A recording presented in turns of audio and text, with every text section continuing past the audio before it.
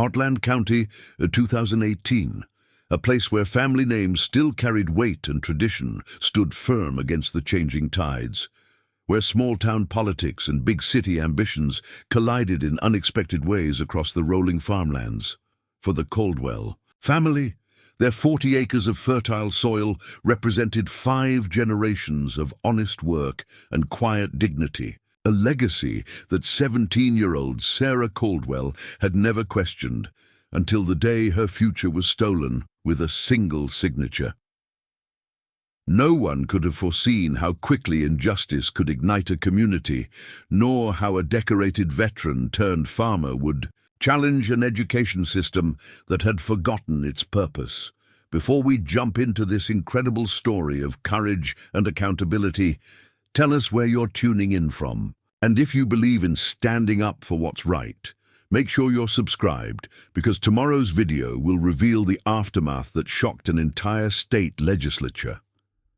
The October morning frost silvered the sprawling athletic fields of Westridge Academy as Sarah Caldwell hurried across the campus, her worn backpack heavy with textbooks for her advanced placement classes. Dawn had barely broken, the sky transitioning from charcoal to steel grey as students began arriving for the prestigious private school's annual Founders' Day celebration. Unlike most of her classmates who arrived in luxury vehicles, Sarah had risen at 4:30 a.m. to complete her farm chores before catching the county bus that dropped her a mile from the academy gates. The long walk gave her time to mentally rehearse her valedictorian speech, a recognition she had earned through 3 years of relentless academic effort, despite being one of only 5 scholarship students in the elite institution. Sarah's calloused hands, evidence of the morning's work mucking stalls and feeding livestock, were carefully hidden in the pockets of her second-hand blazer. Her honey blonde hair was pulled back in a practical ponytail rather than styled like the daughters of doctors and executives who populated Westridge's hallowed halls. Despite these visible differences, Sarah had carved out a place for herself through sheer academic brilliance and quiet determination. "Cutting it close today, Miss Caldwell," remarked Headmaster Richardson, a tall, austere man whose family had dominated Heartland County politics for 3 generations. His perpetually disapproving gaze swept over her slightly wrinkled uniform as she rushed past the administration building. "Sorry, sir, the Northfield irrigation system failed this morning. My father's still recovering from surgery, so I had to help fix it," Sarah explained, knowing even as she spoke that Richardson would see her explanation as an excuse rather than the reality of her life. The headmaster's expression confirmed her assessment. "Academic excellence requires full commitment, Miss Caldwell. Perhaps you should consider whether your outside obligations are compatible with Westridge standards." Sarah nodded respectfully, swallowing the retort that burned in her throat. The outside obligations Richardson dismissed so casually were the very things keeping her family afloat. Her father, Michael Caldwell, had returned from his 3rd combat deployment with a Purple Heart, a severe spinal injury, and a determination to preserve the family farm despite mounting medical bills and the aggressive expansion of Emerald Ridge Developments, a luxury housing corporation chaired by none other than Headmaster Richardson's brother, State Senator James Richardson. The Founders' Day assembly proceeded with predictable pageantry. The school's board members and honored guests, including Senator Richardson himself, sat on the stage while students filed into assigned seats. Sarah took her place in the front row alongside other academic honorees, hyper-aware of the contrast. Between her sensible shoes and the designer footwear surrounding her, Principal Victoria Hargrove approached the podium, her crimson suit and perfect coiffure embodying the polished image Westridge cultivated. "Today we celebrate 125 years of excellence," she began, her voice carrying the precise diction of someone who had ascended from humble beginnings and worked relentlessly to erase all evidence of them. Westridge Academy stands as a testament to vision, perseverance, and the highest standards in education. Sarah listened attentively, noting how Principal Hargrove's gaze lingered on the wealthy families whose donations funded the school's equestrian center and state-of-the-art science building. The speech was filled with familiar platitudes about tradition and achievement until an unexpected announcement captured everyone's attention. It is my great pleasure to announce that Emerald Ridge Developments has generously offered to fund a new performing arts center, Principal Hargrove declared with evident satisfaction. Senator Richardson's visionary expansion of luxury residential opportunities will transform the Northern Agricultural District into Heartland County's most exclusive address, while simultaneously enriching our school community. A cold realization settled in Sarah's stomach. The Northern Agricultural District included her family's farm, land her father had repeatedly refused to sell despite escalating pressure and increasingly unsubtle threats. This announcement suggested deals had been made, decisions finalized, without any consultation with the families whose livelihoods were at stake. The assembly concluded with scheduled student presentations. As valedictorian, Sarah was slated to deliver a brief address on Westridge values in a changing world. She approached the podium with outward composure, her prepared remarks tucked neatly in her blazer pocket. But as she surveyed the audience, the privileged families, the administrators who consistently overlooked scholarship students unless they brought prestige, and Senator Richardson's self-satisfied smile, something shifted inside her. Westridge Academy was founded on principles of academic excellence, ethical leadership, and community service, Sarah began, following her prepared introduction. Then she set the paper aside. But I find myself questioning what those values mean when they exist only within these gates.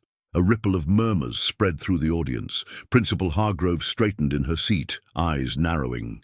This morning, I learned that my family's farm, land that my great-great-grandfather purchased after returning from World War I, land that my father bled for in Afghanistan before coming home with a Purple Heart and a damaged spine, might be seized through political maneuvering and rezoning ordinances to build luxury homes most Heartland County residents could never afford. The murmuring grew louder. Senator Richardson leaned toward Principal Hargrove, whispering urgently, "I've maintained a 4.0 GPA while working farm hours that would exhaust most adults.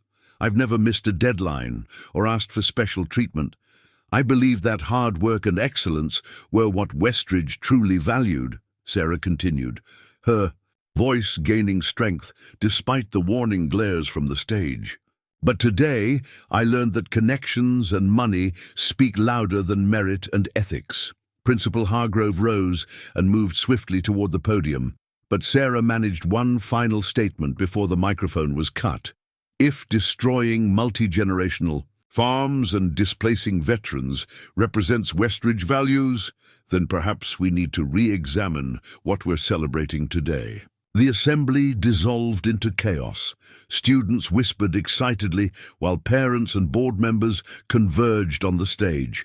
Sarah was immediately escorted to the administration building by Vice Principal Thornton, whose discomfort was evident in his refusal to meet her eyes.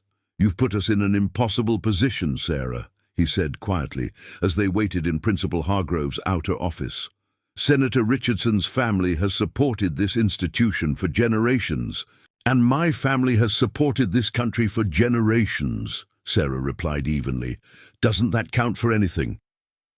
Before Thornton could respond, the office door opened and Principal Hargrove entered, her expression glacial. Senator Richardson followed, his politician's smile nowhere in evidence. "Miss Caldwell," Principal Hargrove began without preamble, "your behavior today represents the most serious breach of Westridge protocol in my tenure. You have used a school event to advance a personal agenda embarrassed honored guests, and undermined the administration's authority. Sarah met her gaze steadily. I spoke the truth about a matter of public concern. The rezoning of agricultural land affects dozens of families, not just mine. This is precisely the problem, Senator Richardson interjected smoothly. You've misconstrued a complex economic development initiative as some sort of personal attack. Emerald Ridge Developments operates within all legal parameters. If your father has received fair market offers for his property and declined them, that's his prerogative. But spreading misinformation about seizing land is both irresponsible and potentially defamatory. My father was visited 3 times by your associates after he refused to sell, Sarah countered, her hands trembling slightly despite her calm tone. The last one suggested that the county could exercise eminent domain if necessary, since your development includes a public recreation component. That sounds like seizing to me, Senator. Principal Hargrove slapped her palm against the desk. Enough. This is not a debate, Miss Caldwell. Your scholarship at Westridge Academy was always contingent upon maintaining the highest standards of academic and personal conduct. Today, you have failed to meet those standards. From her desk drawer, Hargrove withdrew a document already bearing her signature. This is a formal notice of expulsion, effective immediately. You will surrender your student identification and clear your locker before leaving campus. Security will escort you to ensure compliance. The document blurred before Sarah's eyes. 3 years of extraordinary effort, of pre-dawn study sessions and late-night assignments, completed by lamplight after farm chores, erased with a single signature. You're expelling me for speaking about the rezoning, for mentioning my father's military service. Sarah's voice remained level through sheer force of will. Is there an appeals process? The decision is final, Principal Hargrove stated with evident satisfaction. Westridge Academy reserves the right to enforce its conduct policies without external review. Perhaps you'll find the public high school standards more accommodating to your circumstances. Security arrived to escort Sarah to her locker. As word spread through the school, students watched from classroom doorways, their expressions ranging from shock to vindictive pleasure. Mackenzie Richardson, the senator's daughter and Sarah's longtime academic rival, didn't bother hiding her smirk as Sarah emptied her locker under guard. I guess scholarships only get you so far, Mackenzie remarked loudly to her circle of friends. Daddy always says you can't buy class. Sarah said nothing, methodically packing her belongings while maintaining as much dignity as possible. Only when she reached the vintage photograph of her father in full dress uniform, proudly displaying his medals before his final deployment, did her composure waver momentarily. The security guard, a retired sheriff's deputy named Carl Jenkins, who had known the Caldwell family for years, seemed uncomfortable with his assignment. I can call your dad to pick you up, he offered quietly as they reached the school gates. No, Sarah replied, her chin lifting slightly. He has physical therapy this morning. I'll take the bus. The 40-minute bus ride home gave Sarah time to process the morning's events and prepare for breaking the news to her father. The Caldwell farm came into view as the county bus crested Ambrose Hill, 40 acres of well-tended fields surrounding a modest 2-story farmhouse that had sheltered her family since 1919. The contrast between this honest, hard-working home and the manicured perfection of Westridge Academy had never seemed starker. Michael Caldwell was in the side yard, carefully navigating the uneven ground with his cane while inspecting the recently repaired irrigation pump. At 42, he remained physically impressive despite his injury, tall and broad-shouldered with the ramrod posture of his military years. Only the measured caution of his movements and the occasional grimace of pain revealed the titanium, rod supporting his damaged spine. He turned at the sound of Sarah's approach, confusion replacing his welcoming smile as he registered her presence at midday and the box of belongings in her arms. Sarah, what's happened? Why aren't you in school? She had rehearsed various ways to break the news gently, knowing how much her father had sacrificed to provide her this educational opportunity. But faced with his concerned expression, the same steadfast gaze that had reassured her through her mother's death, his deployments, and the hardships that followed his injury, Sarah found herself unable to soften the truth. "I've been expelled, Dad," she said, setting down the box and retrieving Principal Hargrove's document, "for speaking against Senator Richardson's development plan during my Founders' Day speech." Michael Caldwell read the expulsion notice slowly, his expression shifting from confusion to comprehension, and finally to a controlled anger that Sarah recognized from the rare occasions when her father encountered what he called institutional injustice.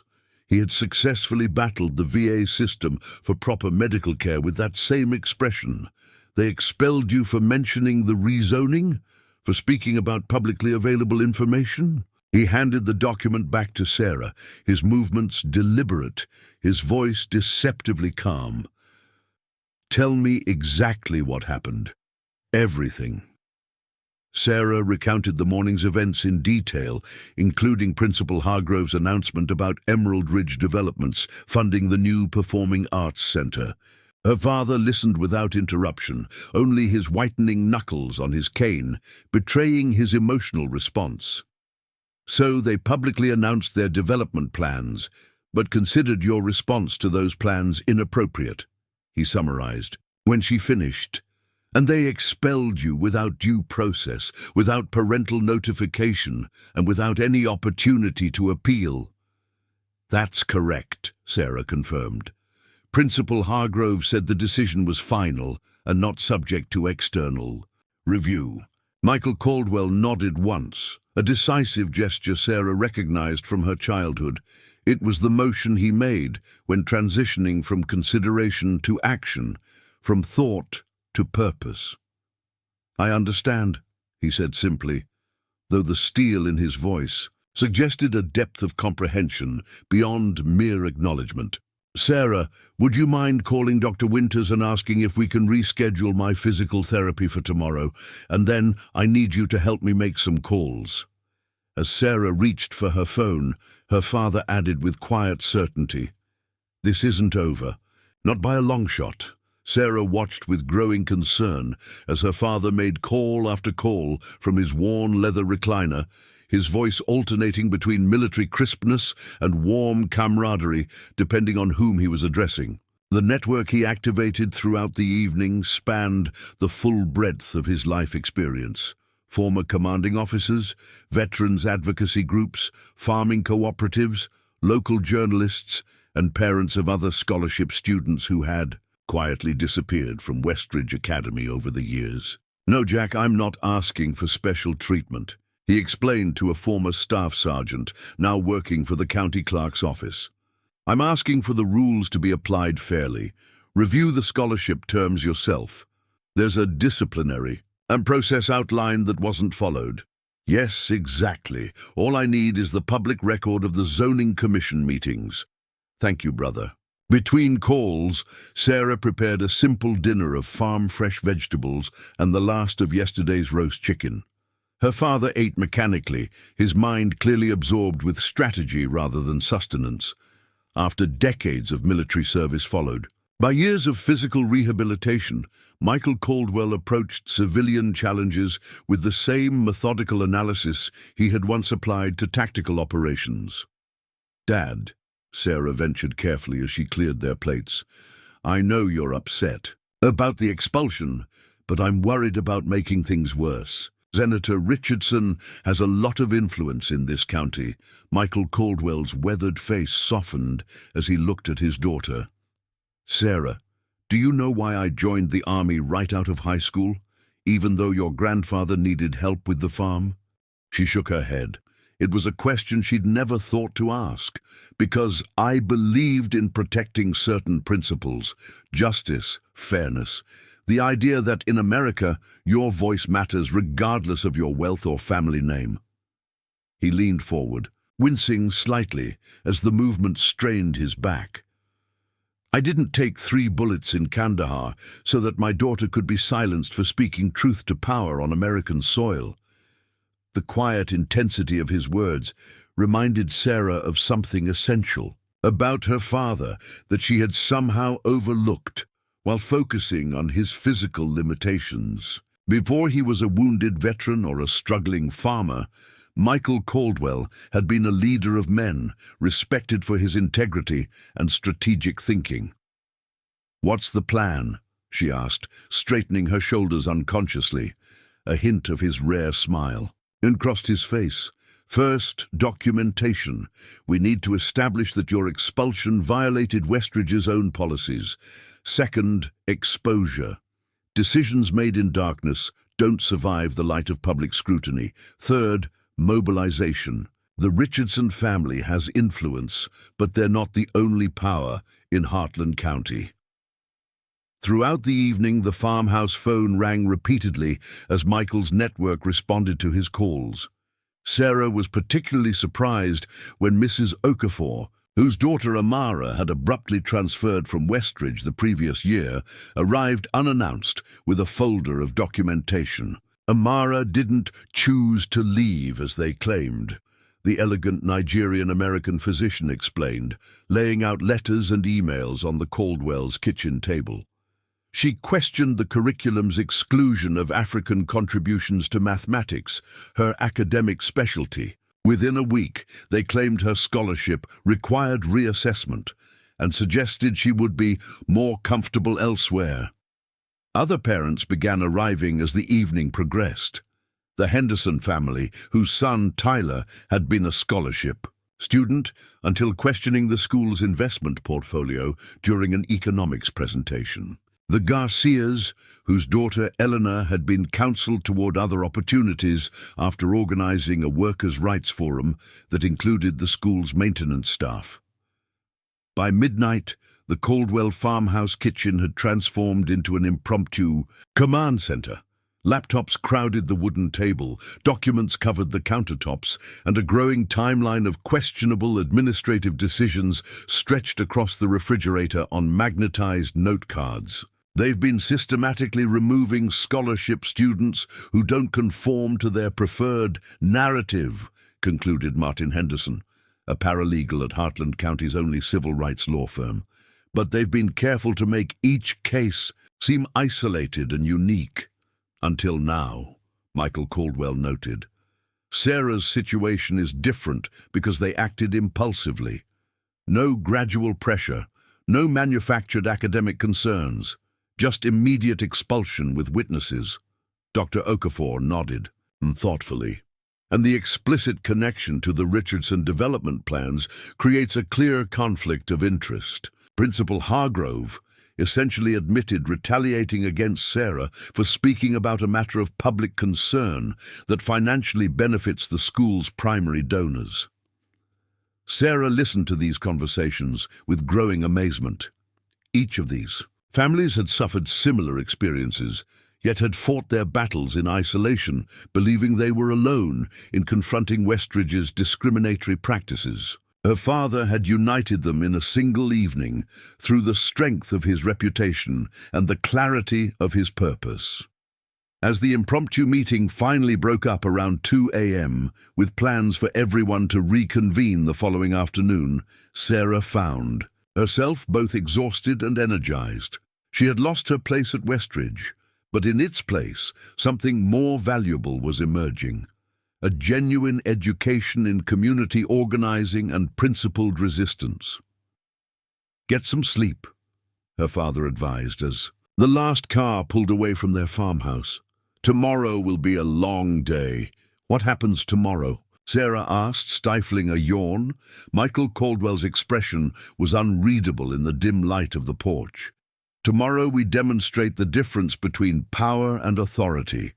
The Richardsons have power through money and connections, but there's a different kind of authority that comes from standing on principle, and that's what we'll bring to Westridge's gates." Sarah awoke before dawn from habit, momentarily disoriented to find herself without the usual pressure of academic deadlines.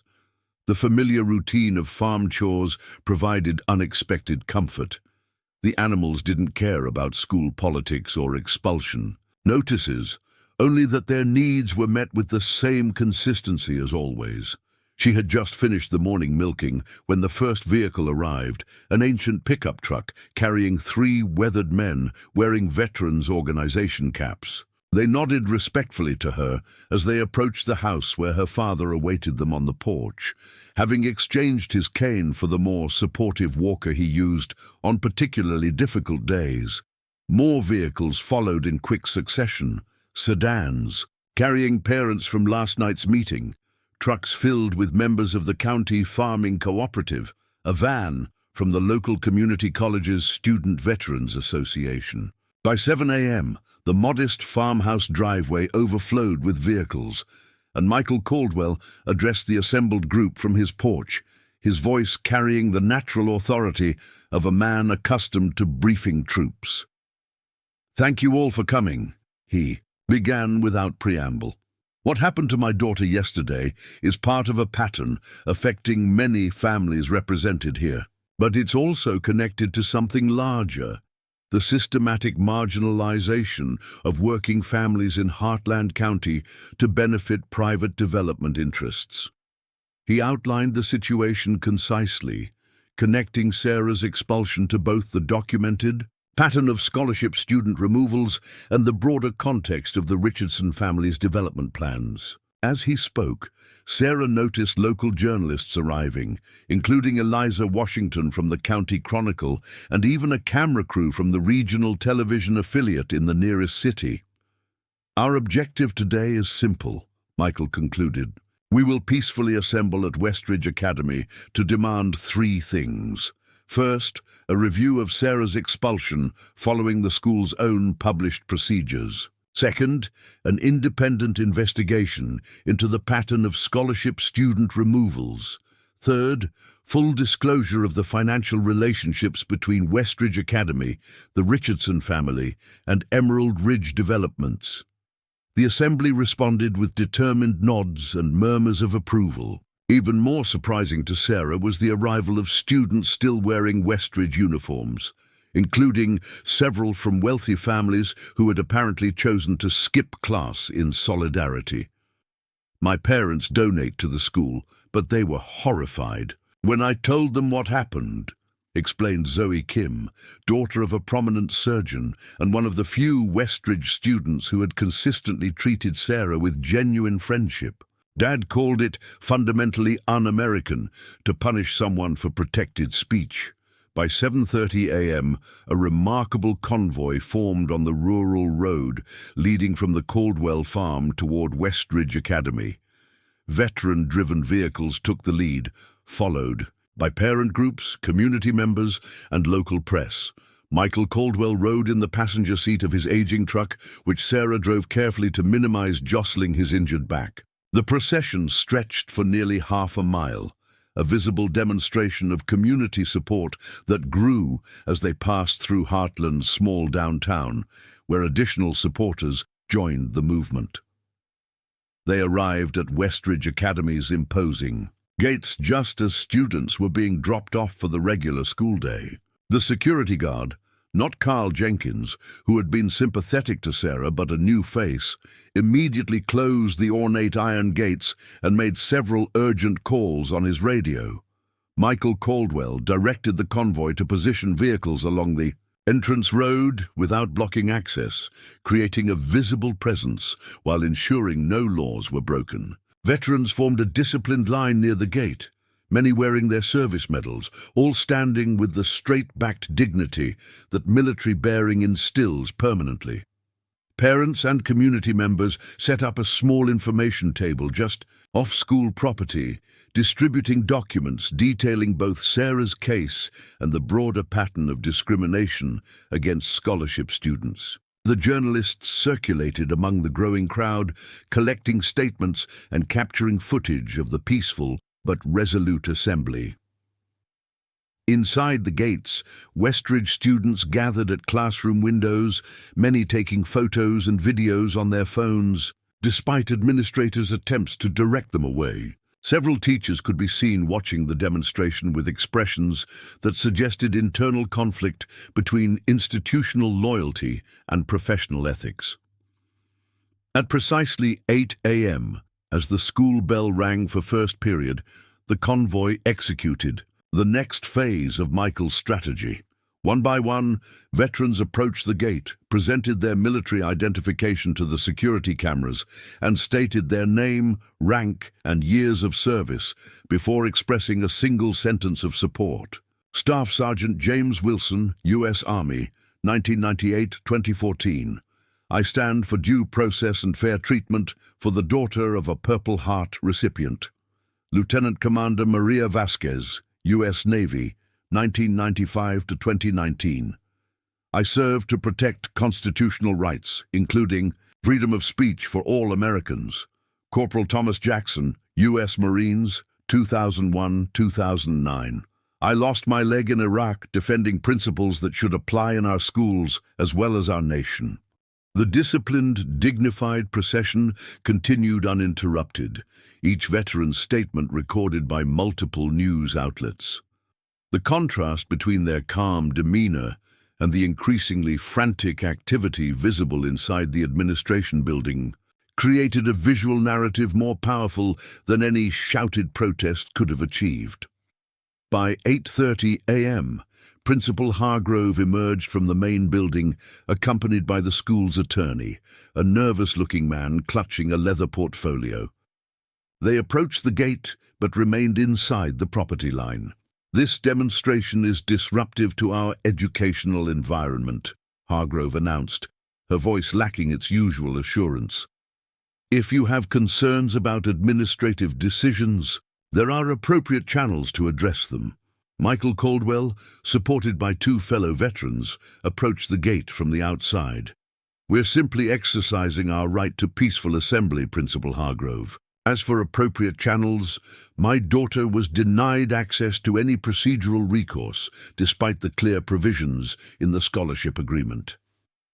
He held up a document, the original scholarship terms that explicitly outlined a three-step disciplinary process, including parental notification, probationary period, and formal review before any scholarship termination.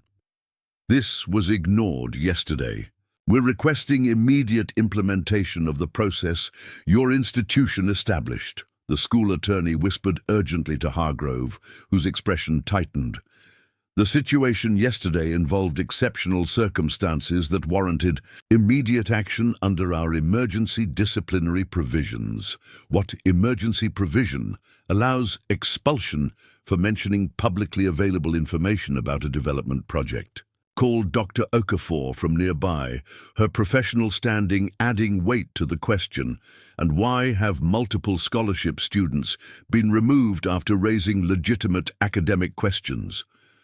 Before Hargrove could respond, a sleek black SUV with government plates pulled up to the gate, followed by two identical vehicles. Senator James Richardson emerged from the lead vehicle, his calculated public smile noticeably absent as he surveyed the scene. His security detail, private rather than official, flanked him as he approached Principal Hargrove. The crowd fell momentarily silent, the confrontation they had anticipated finally materializing.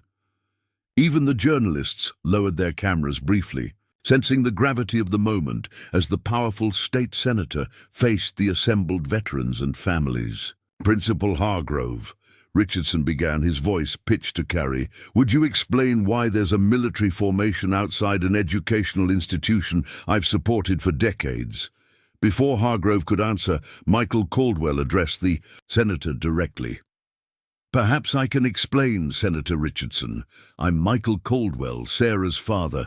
We're here because your family's financial interests apparently take precedence over my daughter's educational rights. Richardson turned slowly, assessing the man addressing him. His expression shifted subtly as he registered the military bearing, the evidence of physical sacrifice, and most significantly, the substantial media presence documenting their exchange. Mr. Caldwell, he responded with careful modulation, I assure you I had no involvement in any disciplinary decisions regarding your daughter. Those are entirely within Principal Hargrove's purview.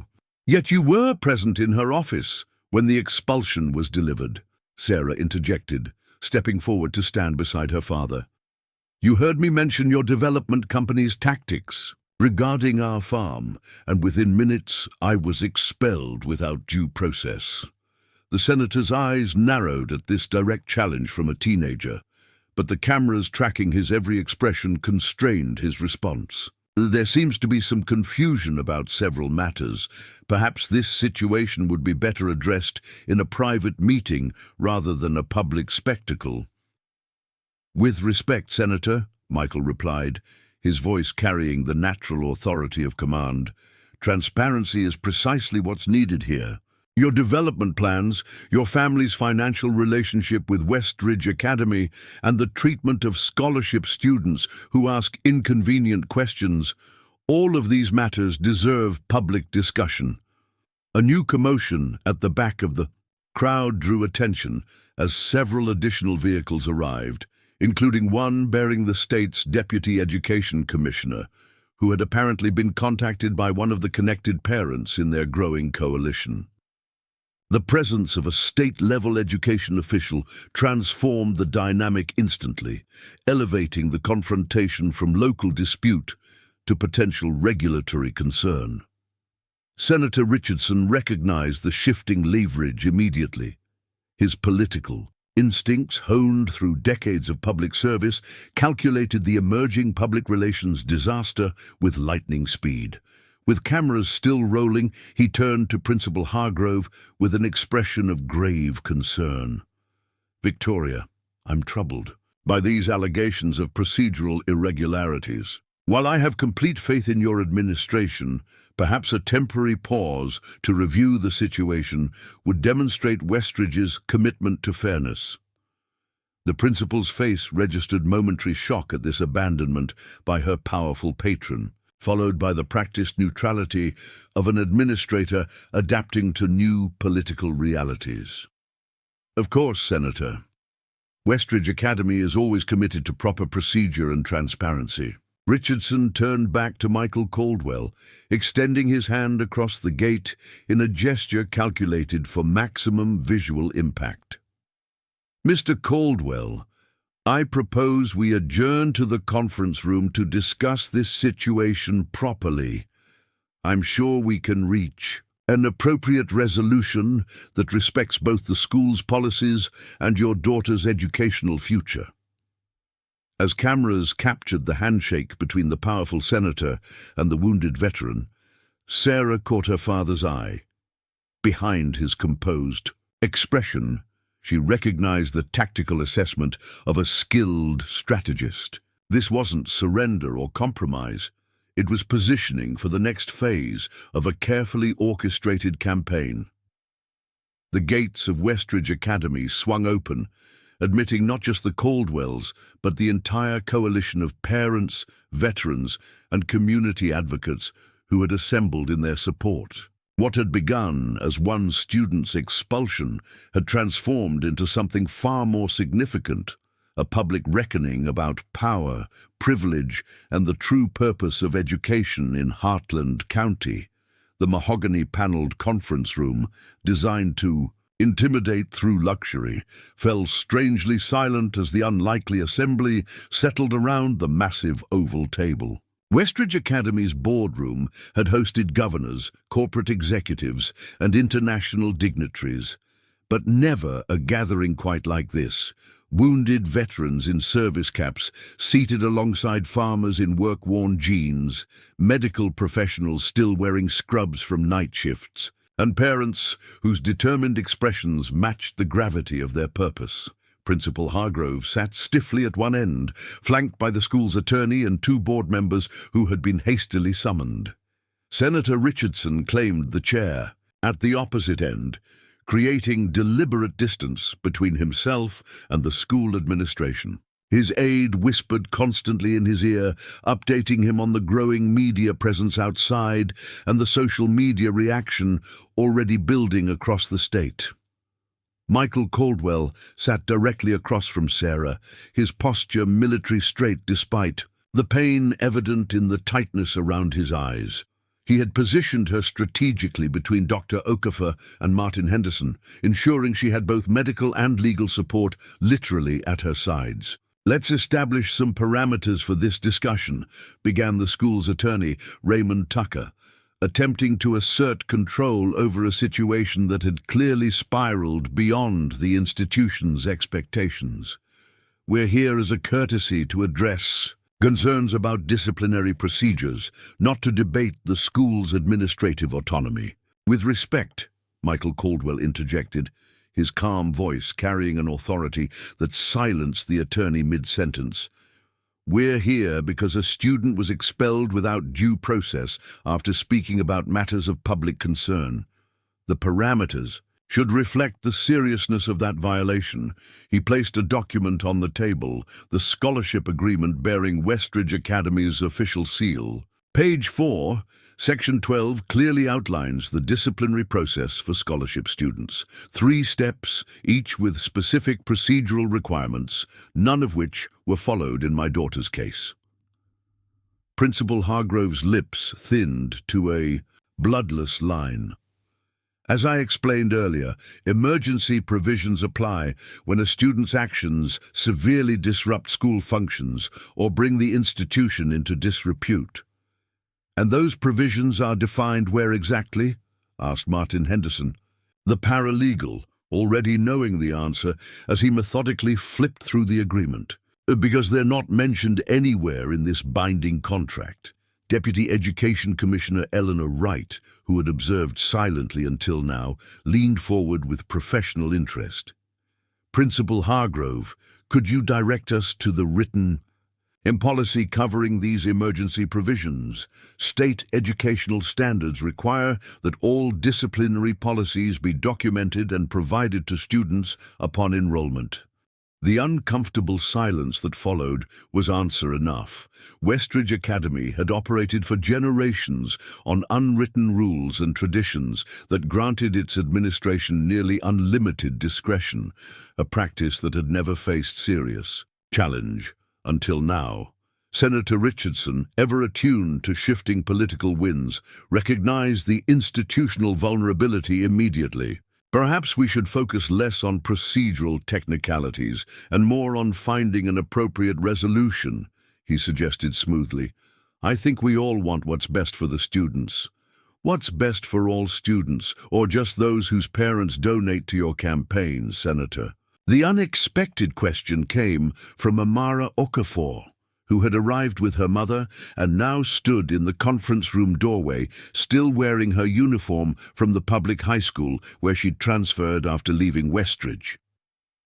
Behind her stood Elena Garcia, Tyler Henderson, and 4 other former scholarship students, whose departures suddenly formed a pattern too obvious to ignore. Principal Hargrove half rose from her chair. "This meeting is for current Westridge stakeholders only. Former students have no standing here." "On the contrary," countered Dr. Okafor, "these young people are key witnesses to what appears to be a discriminatory pattern affecting scholarship. Students who exercise their academic freedom or question institutional practices. The arrival of the former students transformed the dynamic entirely. What might have been dismissed as an isolated incident involving Sarah now stood revealed as systematic discrimination spanning years. Each student carried documentation, emails, transcripts, meeting notes that established a clear pattern when viewed collectively. "I was at the top of my class in mathematics," Amara explained, placing her transcript on the table, "until I presented research on Katherine Johnson's contributions to NASA and suggested updating our math history curriculum to include more diverse contributors. Within a week, I was told my academic fit with Westridge needed reassessment." Eleanor Garcia stepped forward next. "I organized a panel discussion about fair labor practices that included janitors and cafeteria staff. 3 days later, Principal Hargrove suggested I might be more comfortable at a school with different priorities." One by one, the former students shared experiences that followed a disturbing pattern. Academic excellence coupled with questioning. Institutional norms, followed by administrative pressure to withdraw. None had been formally expelled like Sarah.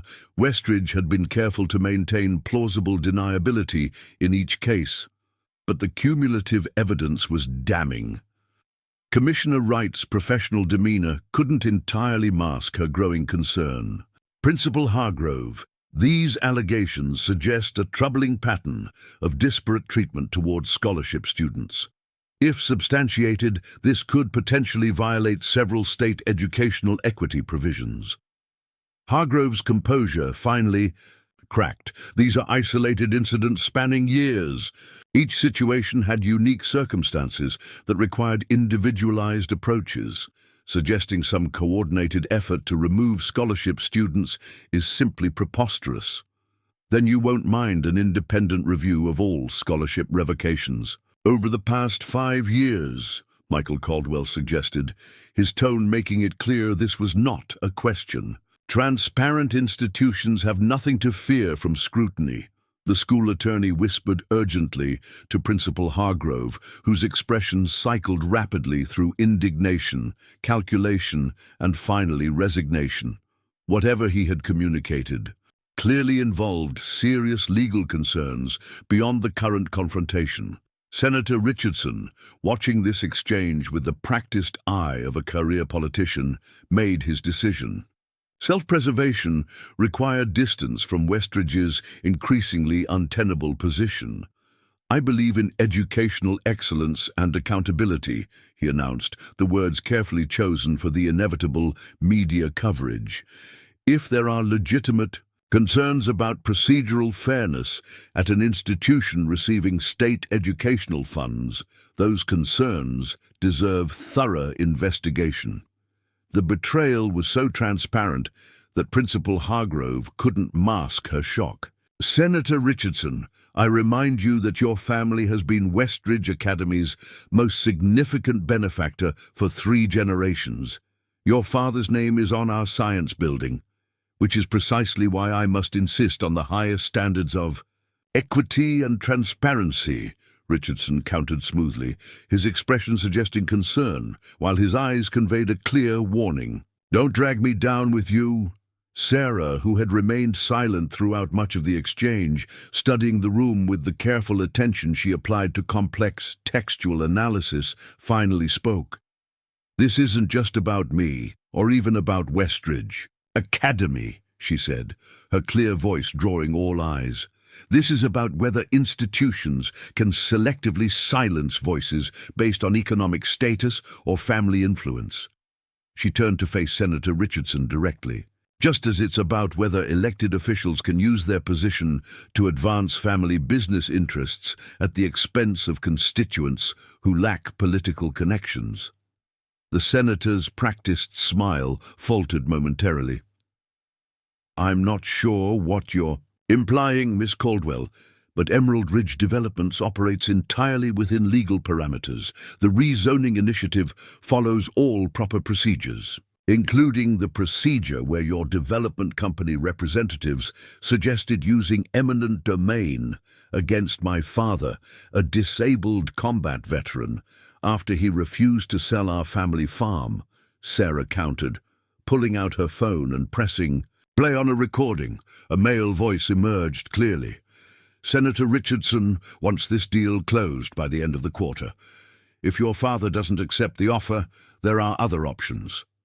The development includes public recreation facilities, which qualifies for eminent domain proceedings. Would be a shame to go that route, but business is business." The silence that followed was absolute. Recording someone without consent was legal in their state, a fact the senator clearly realized as his expression shifted from shock to careful neutrality.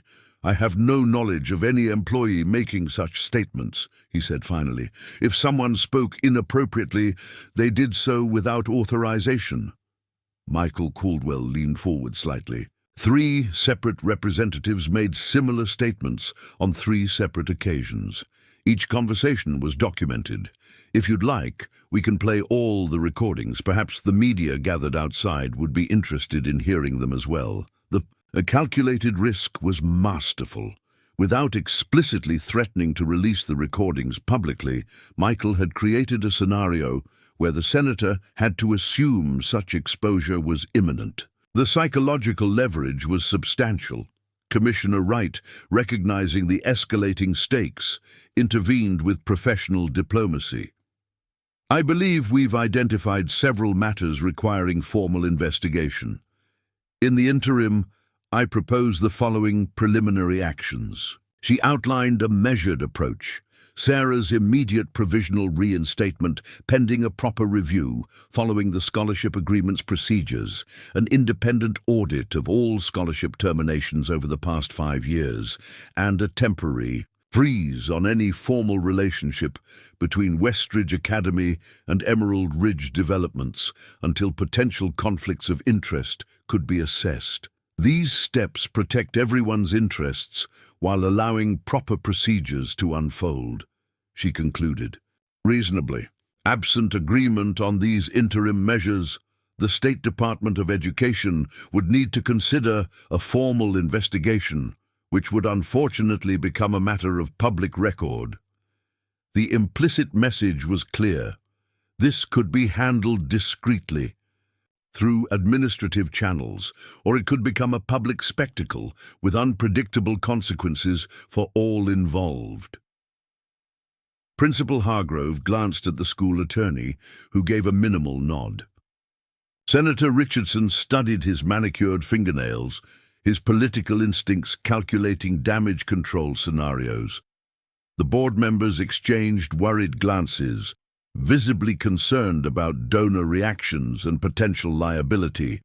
Westridge Academy is committed to educational excellence and fairness, Principal Hargrove finally stated, each word precisely chosen. We accept Commissioner Wright's proposed interim measures in the spirit of transparency and continuous institutional improvement. The careful non-apology acknowledged nothing while conceding everything essential. Sarah would return to class. The systematic removal of scholarship students would face scrutiny. The connection between the Richardson family's business interests and school governance would be examined. Victory achieved, Michael Caldwell demonstrated the grace that had made him an effective military leader. We appreciate Westridge Academy's willingness to address these concerns constructively, he said, offering Principal Hargrove a dignified path forward rather than further humiliation. Sarah will be prepared to resume her studies tomorrow morning. As the formal meeting concluded and the various parties began to disperse, Senator Richardson approached Michael with the practiced charm that had won multiple elections. A word in private, Mr. Caldwell. I believe we may have gotten off on the wrong foot regarding your property. Michael regarded him steadily. My daughter will be present for any discussion about our family farm, Senator. She's earned that right. The senator's smile tightened slightly, but he nodded. Of course. I simply wanted to clarify that Emerald Ridge Developments has multiple potential configurations for the northern residential expansion. Perhaps we've been overly focused on a particular layout that unnecessarily impacts established agricultural properties. The abrupt strategic retreat was remarkable. A powerful politician essentially offering to redraw multi-million-dollar development plans rather than risk further confrontation with a wounded veteran and his teenage daughter. We'd be happy to review alternative proposals that respect existing property rights, Michael replied neutrally, particularly any that maintain the agricultural character of the Northern District. I'll have my team prepare some options, the senator promised, already backing away toward his waiting aide. We value community input and sustainable development practices. The rehearsed talking points sounded hollow, even to those who hadn't heard the threatening recordings, but they represented a significant shift in leverage. The Richardson family's boundless confidence in their ability to reshape Heartland County according to their vision had encountered an unexpected limitation.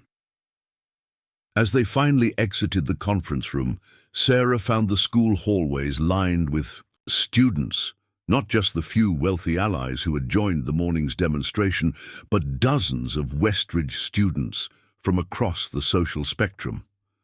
Some nodded respectfully. Others seemed curious about the farm girl, who had somehow marshaled enough force to breach the administration's previously impenetrable authority. Among them stood Mackenzie Richardson, the senator's daughter, her earlier smirk replaced by an expression of calculated assessment. The family resemblance extended beyond physical features to the political instinct for identifying shifting power dynamics. "I suppose you'll be back tomorrow," she said as Sarah passed, her tone making the statement neither welcome nor challenge, merely acknowledgement. "I suppose I will," Sarah replied evenly. Outside, the media presence had grown substantially. Local outlets had been joined by regional affiliates and even a crew from the state's largest newspaper. Michael Caldwell navigated them with surprising skill, offering a brief statement emphasizing educational fairness and procedural integrity rather than personal grievances. "This was never about special treatment for one student," he explained to the assembled reporters.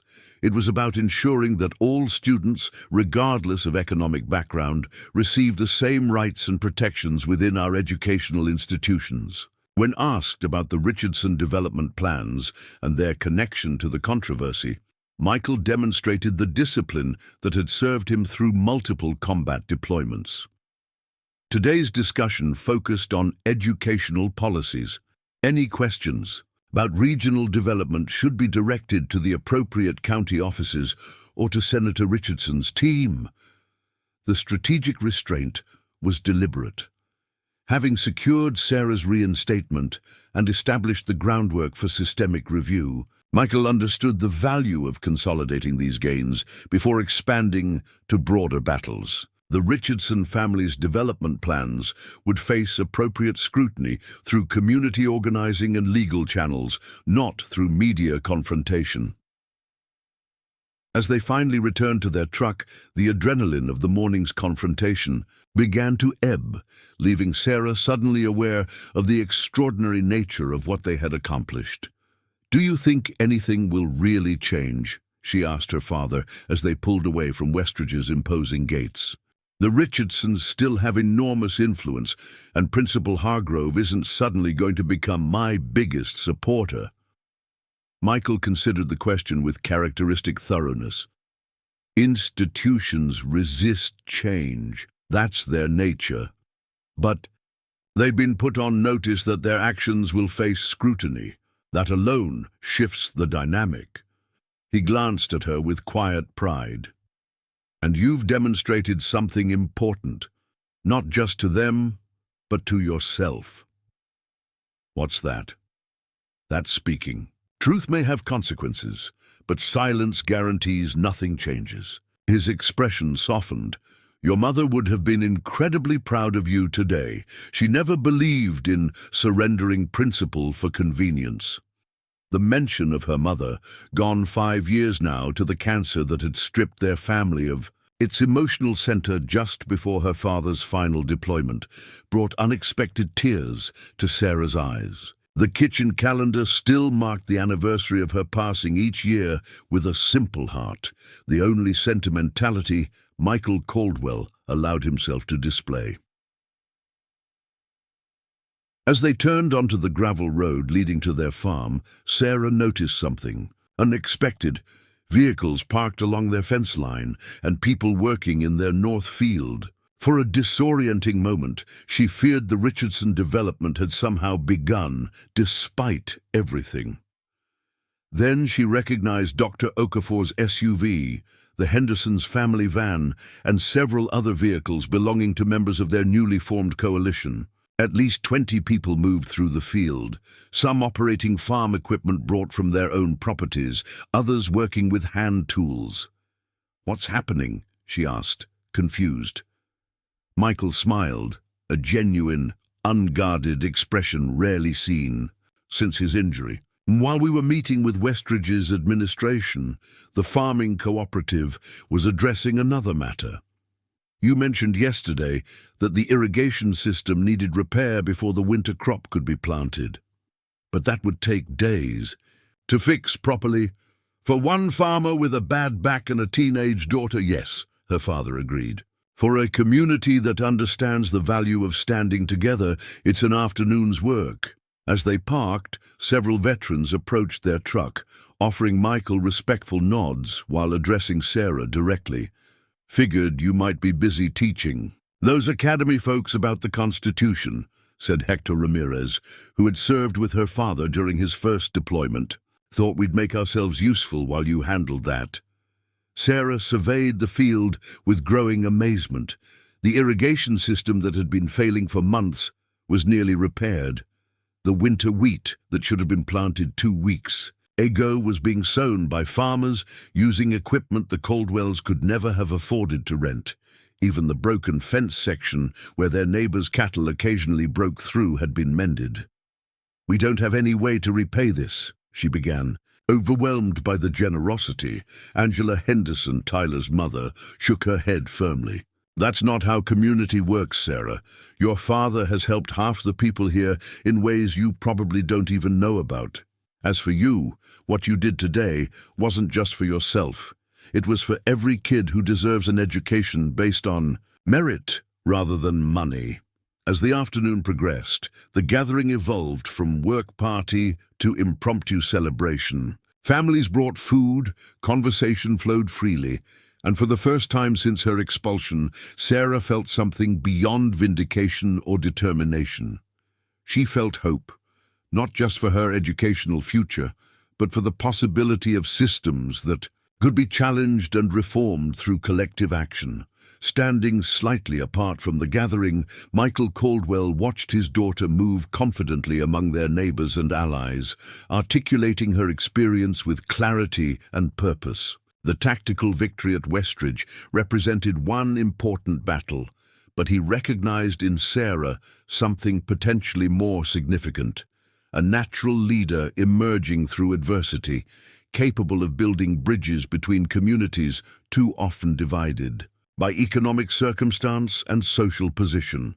The Richardson family might control significant resources and political connections, but they had inadvertently awakened something potentially more powerful, a community rediscovering its capacity for collective action and a young woman discovering her voice. Sarah's return to Westridge Academy the following morning created a subtle ripple effect throughout the institution. Students whispered behind cupped hands as she moved through the hallways, her worn backpack and practical ponytail unchanged, but her bearing noticeably different. The events of the previous day had transformed her relationship with the school. She was no longer simply a scholarship student grateful for opportunity, but someone who had challenged administrative authority and prevailed. Faculty reactions varied significantly. Some teachers avoided eye contact entirely, clearly uncomfortable with the implicit rebuke to institutional hierarchy. Others offered discreet nods of respect or brief encouraging smiles, particularly those who had privately questioned Westridge's treatment of scholarship students but lacked the security to voice such concerns openly.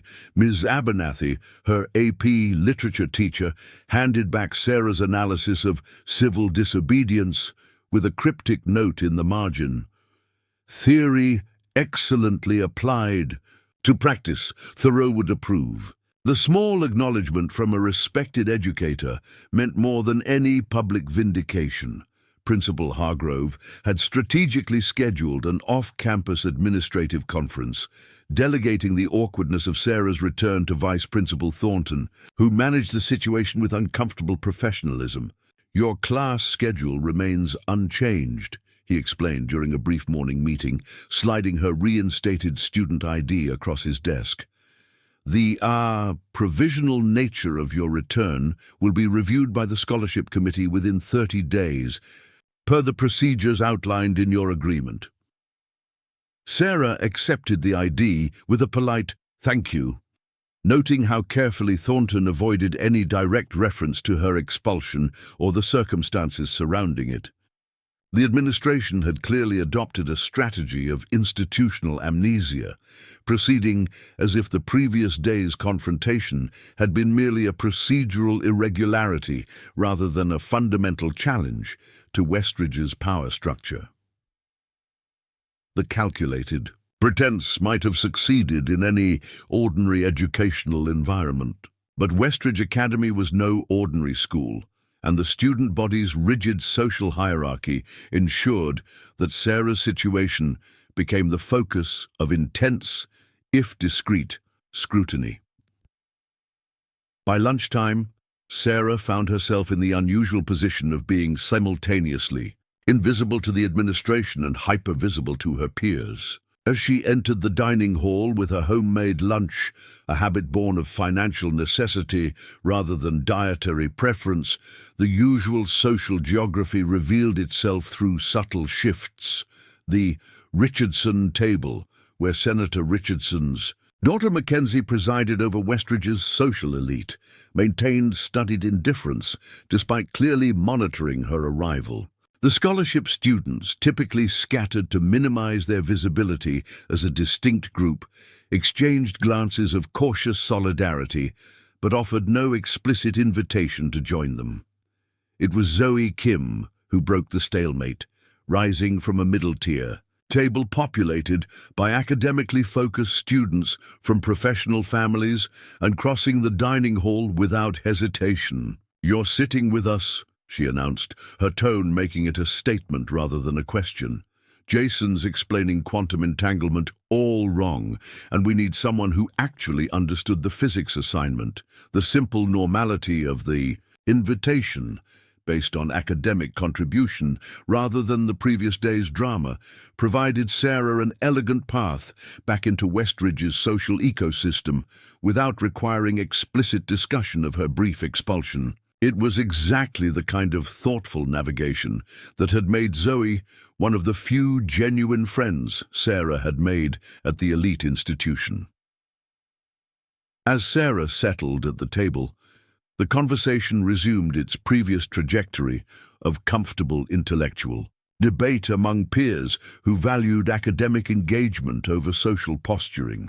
Only the occasional curious glance from surrounding tables suggested awareness of anything unusual.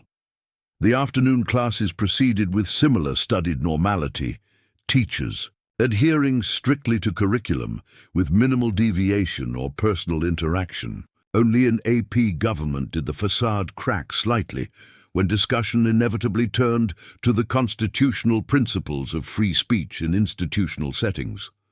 Some argue that private institutions have broader latitude to restrict expression than government entities, explained Mr. Delaney, carefully avoiding any reference to specific recent events.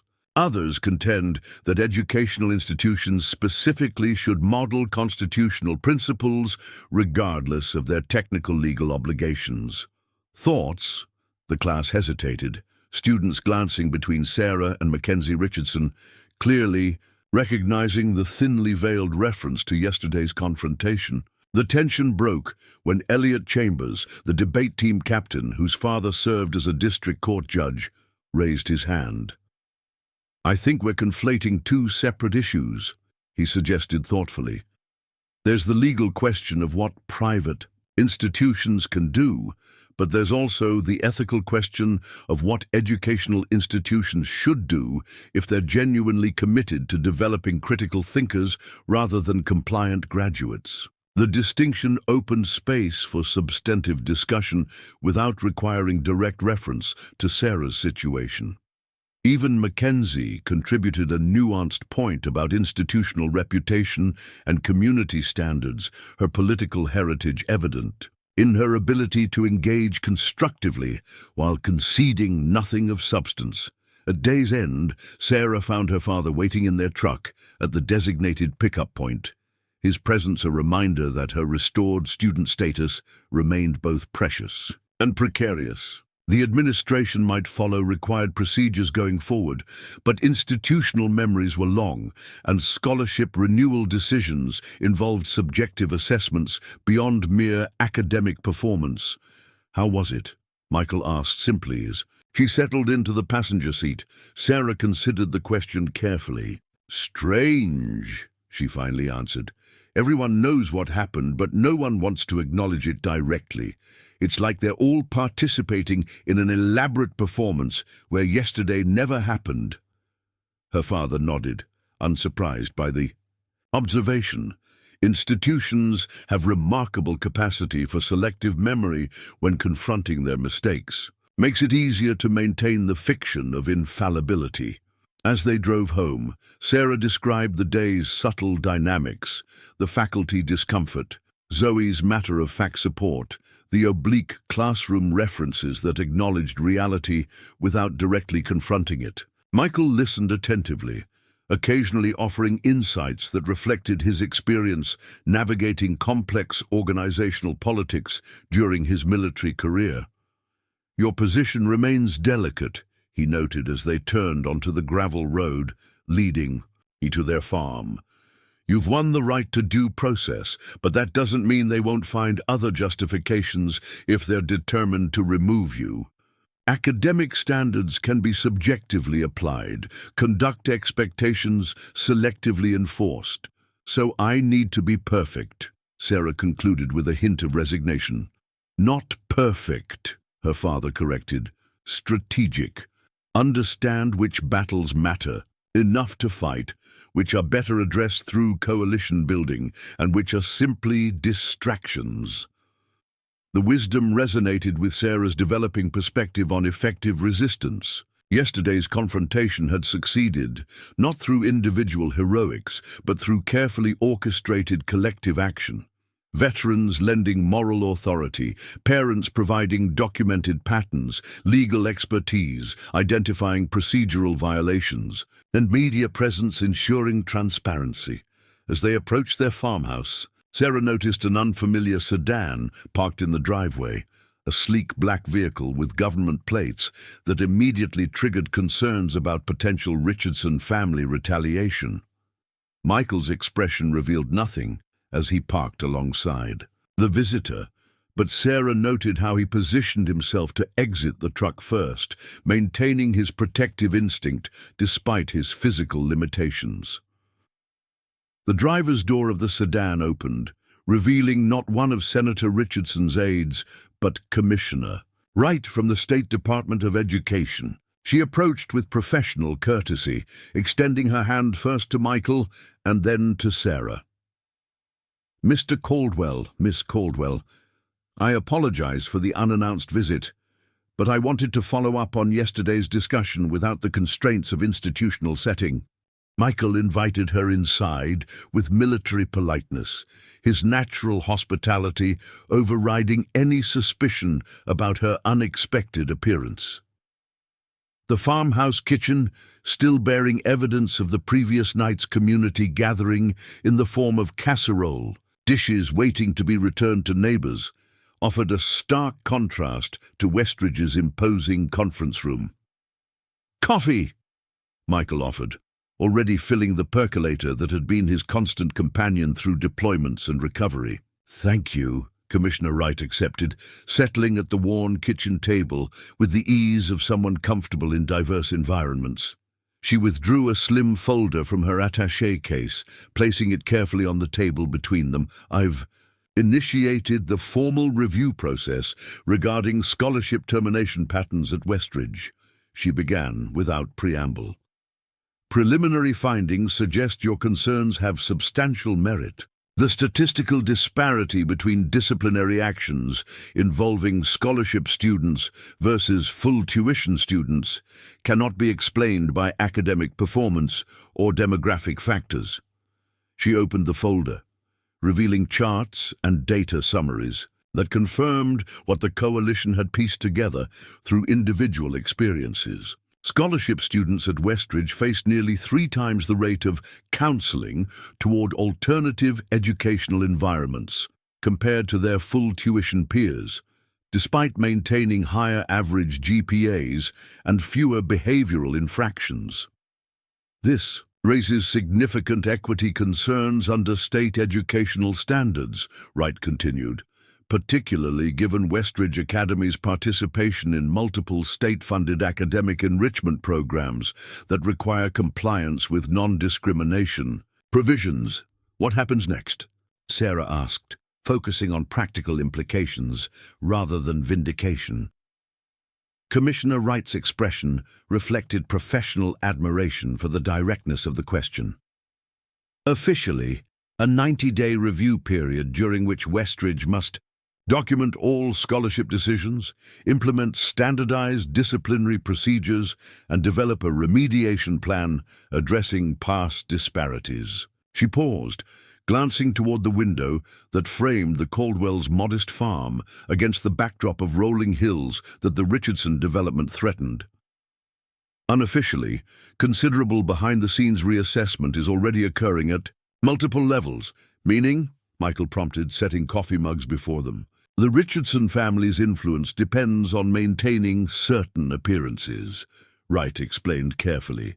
Yesterday's events created substantial risk exposure, not just regarding educational practices, but potentially concerning the relationship between Senator Richardson's legislative activities and his family's development interests. The implication was clear without requiring explicit statement. Political survival sometimes necessitated strategic retreat, and the Richardson family's immediate priority would likely shift toward damage control rather than continued pressure on the Caldwell farm or Westridge's scholarship students. I didn't come here to discuss political matters, Wright added, returning to her official capacity. My concern is ensuring educational equity, but I thought you should understand the broader context as Sarah returns to Westridge. The Commissioner's unofficial communication represented something beyond professional courtesy. It was recognition of the legitimate moral authority the Caldwells had established through principled resistance. Not power derived from wealth or position, but influence earned through ethical action. There's something else, Wright continued, extracting a second folder from her case. The department administers several post-secondary scholarship programs for exceptional students, particularly those demonstrating academic excellence under challenging circumstances. She slid the folder toward Sarah. The application deadline for most university scholarships is months away, but I thought you might want to review the options early. Your academic record is precisely what these programs were designed to support. The gesture carried significant meaning, not merely practical assistance with college planning, but implicit acknowledgement that Sarah's educational journey shouldn't depend on Westridge Academy's continued goodwill. It offered strategic options beyond the immediate victory of reinstatement. After Commissioner Wright departed, Sarah and Michael reviewed the scholarship materials at the kitchen table, the conversation gradually expanding from specific university options to broader questions about purpose and principle. The confrontation with Westridge had temporarily overshadowed the fundamental question underlying Sarah's education, what it was ultimately for. I always assumed education was my path to security, Sarah admitted, scanning brochures from prestigious universities, get perfect grades, earn scholarships, build a career stable enough that I wouldn't have to worry about losing everything if crops failed or medical bills piled up. Michael considered this with characteristic thoughtfulness. Security matters, he acknowledged. I joined the military partly for similar reasons, steady income, healthcare, education benefits, but I stayed for different purposes. What changed? Sarah asked, genuinely curious about this rarely discussed aspect of her father's life choices. I discovered the difference between having a job and having a mission, he explained. A job provides necessary resources. A mission connects your daily actions to something larger than yourself. He gestured toward the window where their farm spread before them. "That's why I fought to keep this land even when selling would have been financially logical. It's not just property, it's purpose." The conversation was interrupted by Sarah's phone chiming with multiple notifications. She checked it with mild concern, finding a flurry of messages from classmates sharing links to the County Chronicle's website.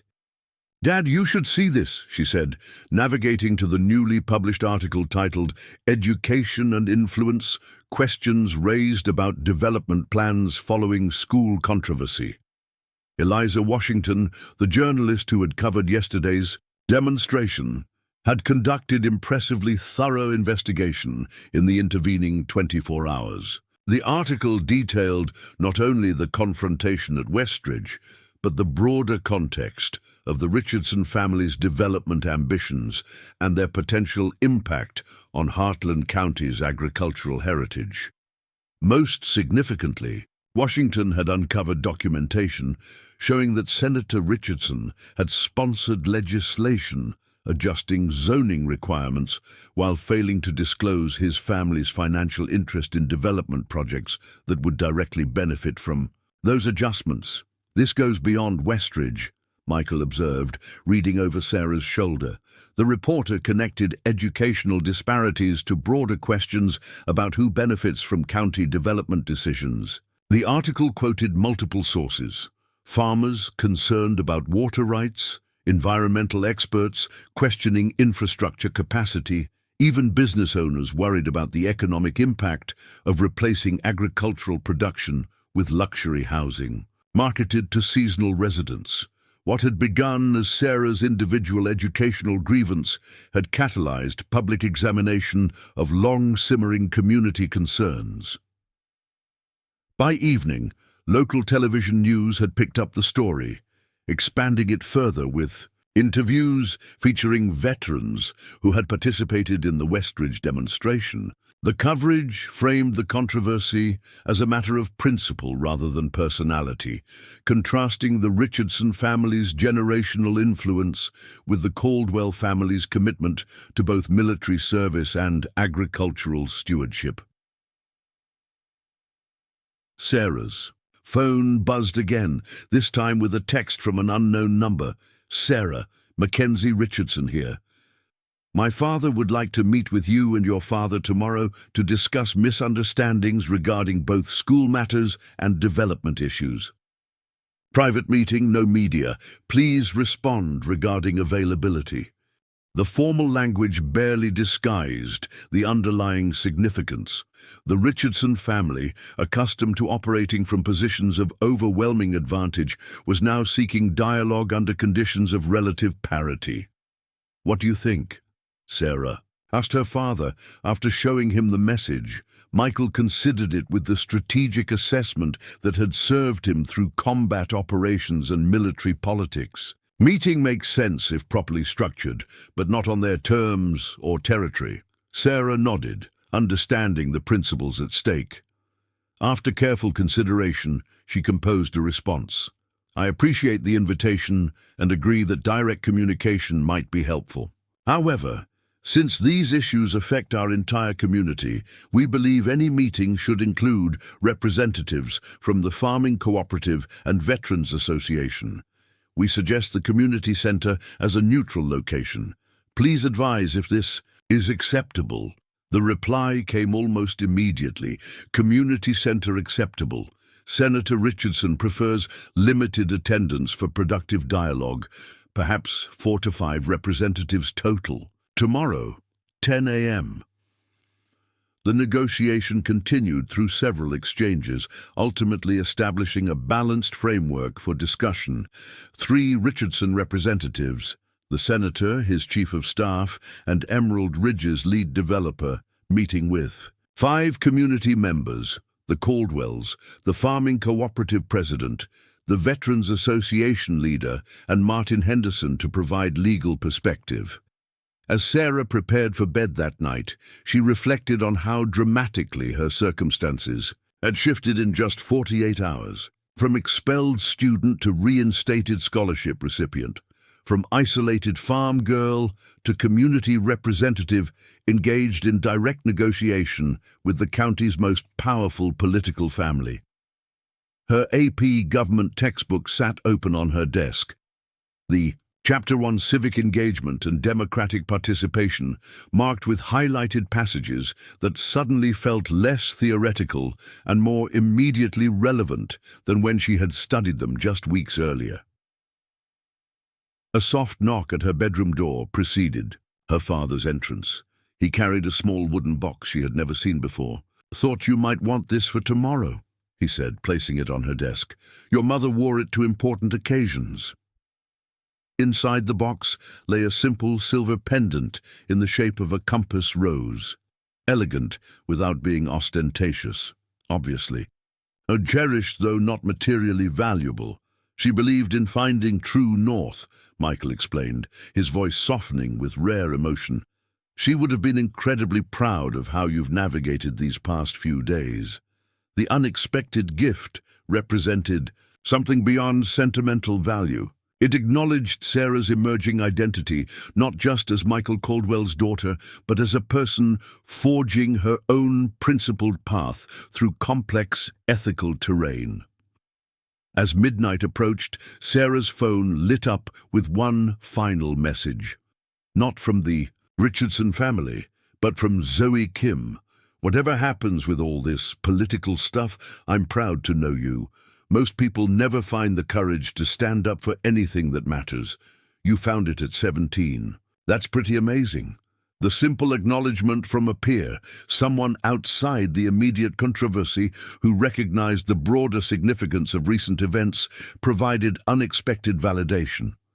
Sarah had acted initially from instinctive response to injustice, then from strategic necessity. Only now was she beginning to understand the deeper implications of choosing to resist rather than accommodate when fundamental principles were at stake. Tomorrow would bring negotiation with the Richardson family, a complex conversation about competing visions for Heartland County's future, with significant implications for both her education and her family's agricultural heritage. The outcome remained uncertain, the power dynamics still heavily weighted toward established influence, yet something fundamental had shifted in ways that transcended immediate practical concerns.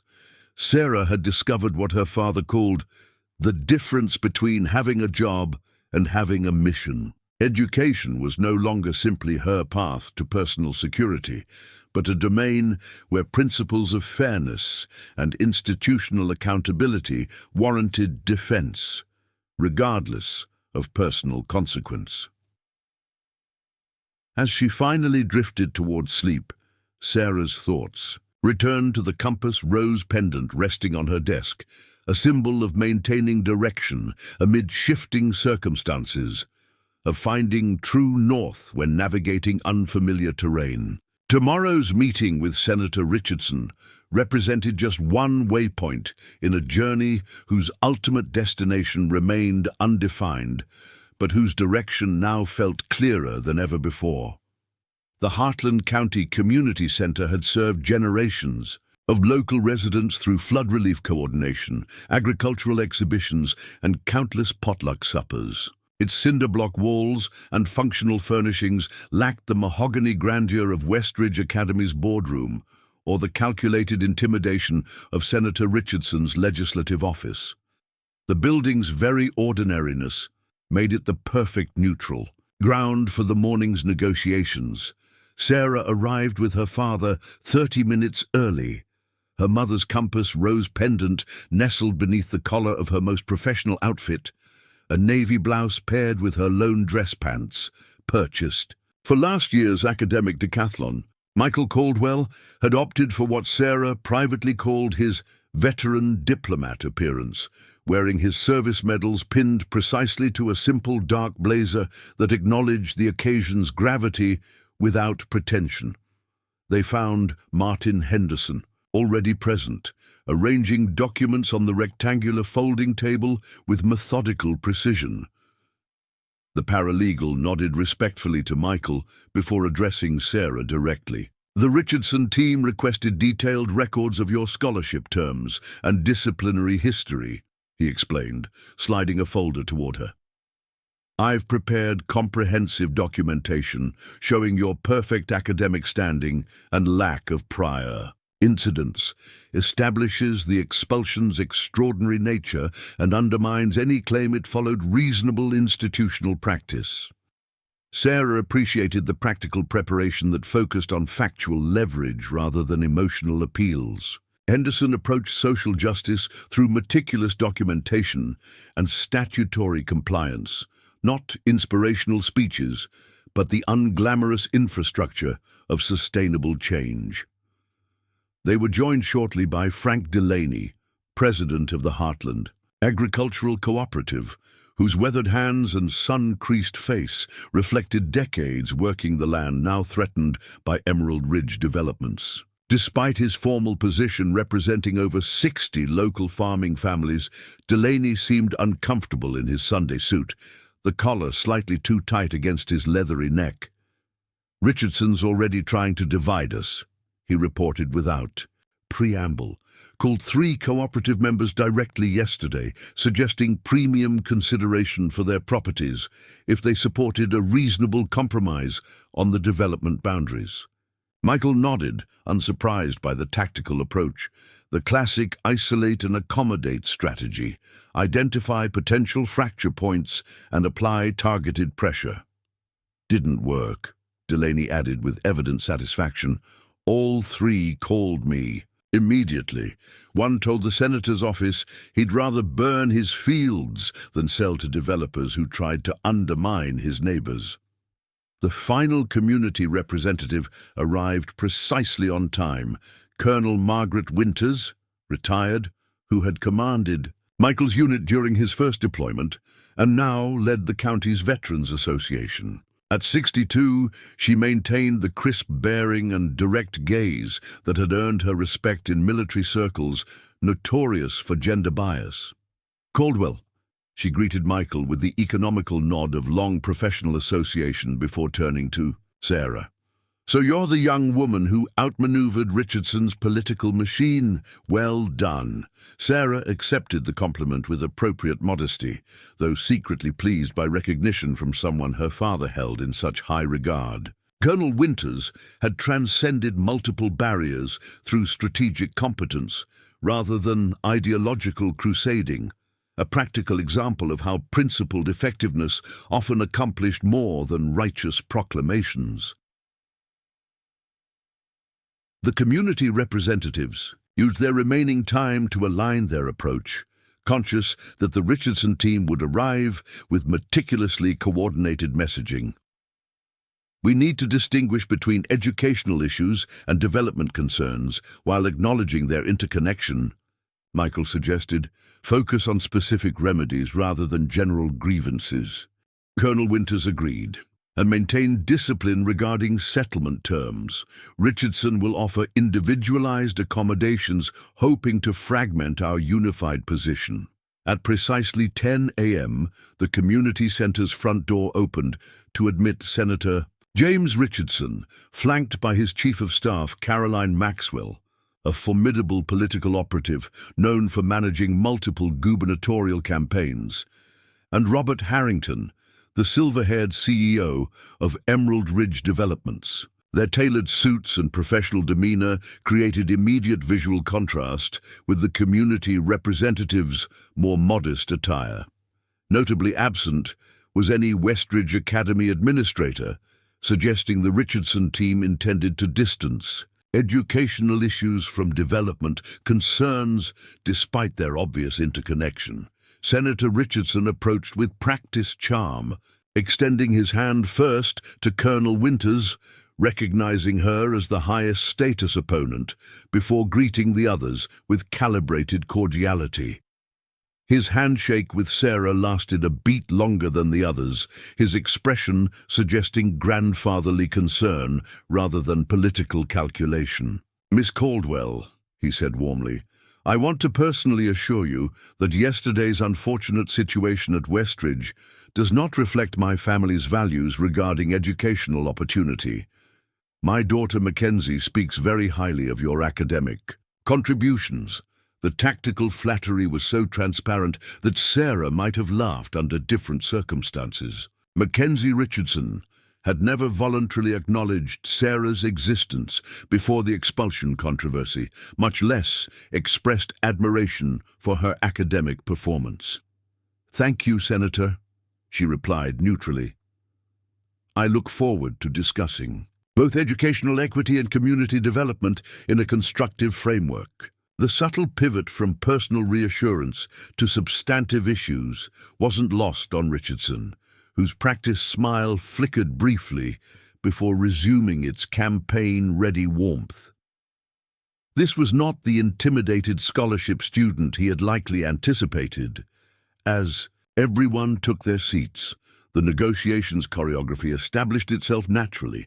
Richardson sat directly across from Michael Caldwell, each flanked by their respective supporters, political professionals facing community representatives across a literal and figurative divide. "I appreciate everyone making time for this discussion." Richardson began with practiced sincerity. "Recent events have created unfortunate misunderstandings that I believe we can resolve through direct dialogue." The framing was predictable, recasting documented discrimination and controversial development plans as mere misunderstandings rather than substantive conflicts over resources and priorities. Colonel Winters responded before anyone else could, establishing the community coalition's unwillingness to accept rhetorical reframing. "With respect, Senator, systematic removal of scholarship students who exercise academic freedom and efforts to rezone agricultural land against owners' wishes aren't misunderstandings. They're policy choices with significant consequences." The directness momentarily disrupted Richardson's practiced rhythm. Caroline Maxwell stepped in smoothly to redirect the conversation toward procedural matters rather than substantive accountability. "We've prepared a comprehensive proposal addressing both educational concerns and development considerations," she said, distributing folders with Emerald Ridge Development's distinctive logo. "Senator Richardson believes this framework offers significant benefits for all stakeholders." The document inside revealed sophisticated political craftsmanship, a carefully constructed compromise designed to resolve immediate grievances while preserving the Richardson family's essential interests. Sarah's scholarship would receive a formal 4-year guarantee regardless of future academic contributions to Westridge culture. A scholarship review board would be established with parent representatives to ensure procedural fairness. The Caldwell farm and 5 adjacent properties would receive permanent agricultural zoning protection. In exchange, the coalition would issue a joint statement with the Richardson family characterizing recent events as productive community dialogue rather than systemic discrimination or political corruption. The farming cooperative would endorse a modified development plan affecting other agricultural properties. Most significantly, all parties would sign confidentiality agreements regarding specific development strategies and educational practices. This framework protects educational opportunity while allowing responsible development, Richardson explained smoothly. The proposed agricultural heritage zone preserves working farms like yours, Mr. Caldwell, while allowing modern residential growth in appropriate areas. Everyone benefits. The initial offer was more generous than Sarah had anticipated, a testament to how significantly the power dynamics had shifted in recent days. Yet the core exchange remained fundamentally problematic. Immediate protection for specific individuals in return for abandoning broader systemic reform. Michael studied the proposal with the careful attention he applied to all tactical assessments, then passed it to Martin Henderson for legal analysis. His expression revealed nothing as he addressed the senator.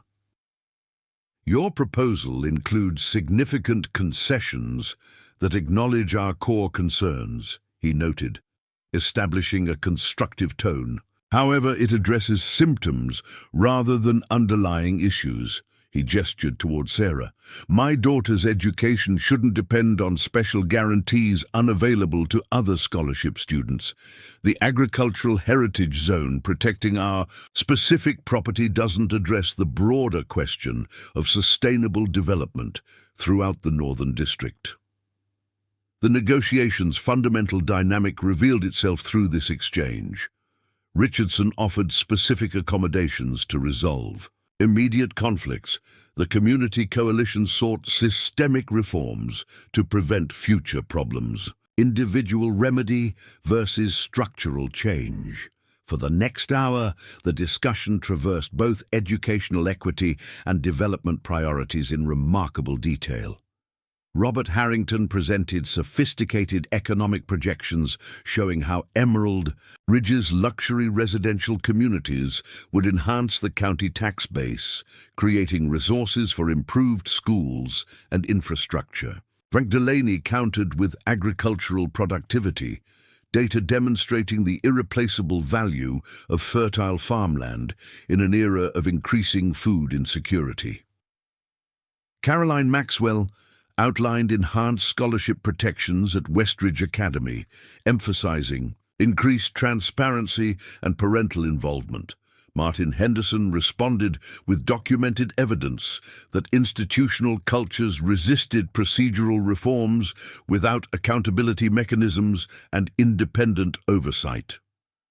Throughout these exchanges, Sarah remained primarily attentive rather than participatory, studying the negotiation dynamics with analytical precision. She noted how Senator Richardson directed substantive responses to Michael or Colonel Winters while addressing procedural clarifications to her. A subtle, age-based hierarchy that underestimated her capacity for strategic assessment.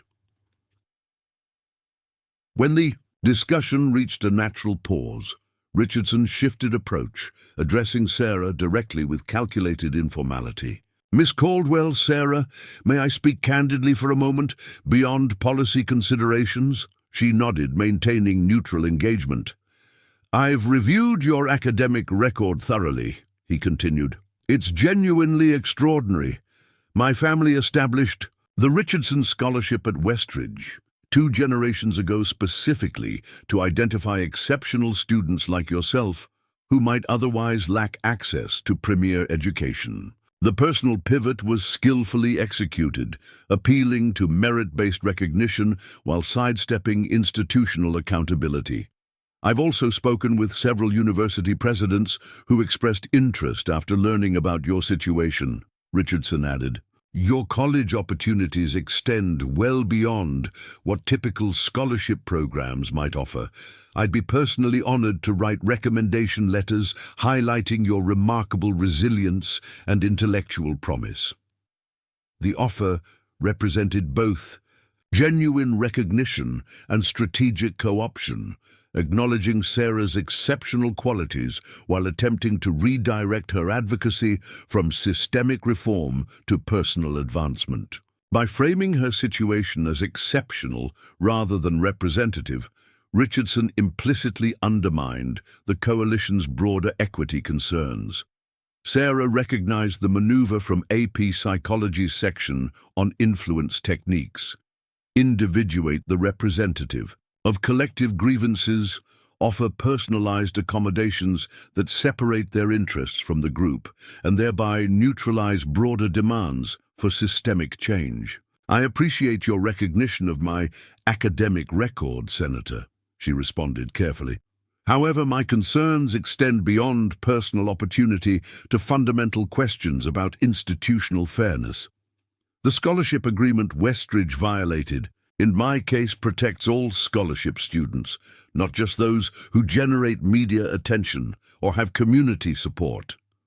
She turned toward Robert Harrington, the development CEO who had remained relatively quiet during educational discussions. Similarly, sustainable development isn't about protecting specific farms with political visibility, but establishing principles that balance economic growth with agricultural preservation throughout the county.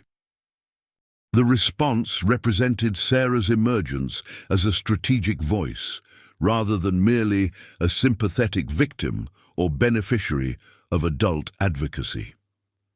By connecting educational equity to development sustainability, she reinforced the coalition's central message. Individual accommodations couldn't resolve structural problems.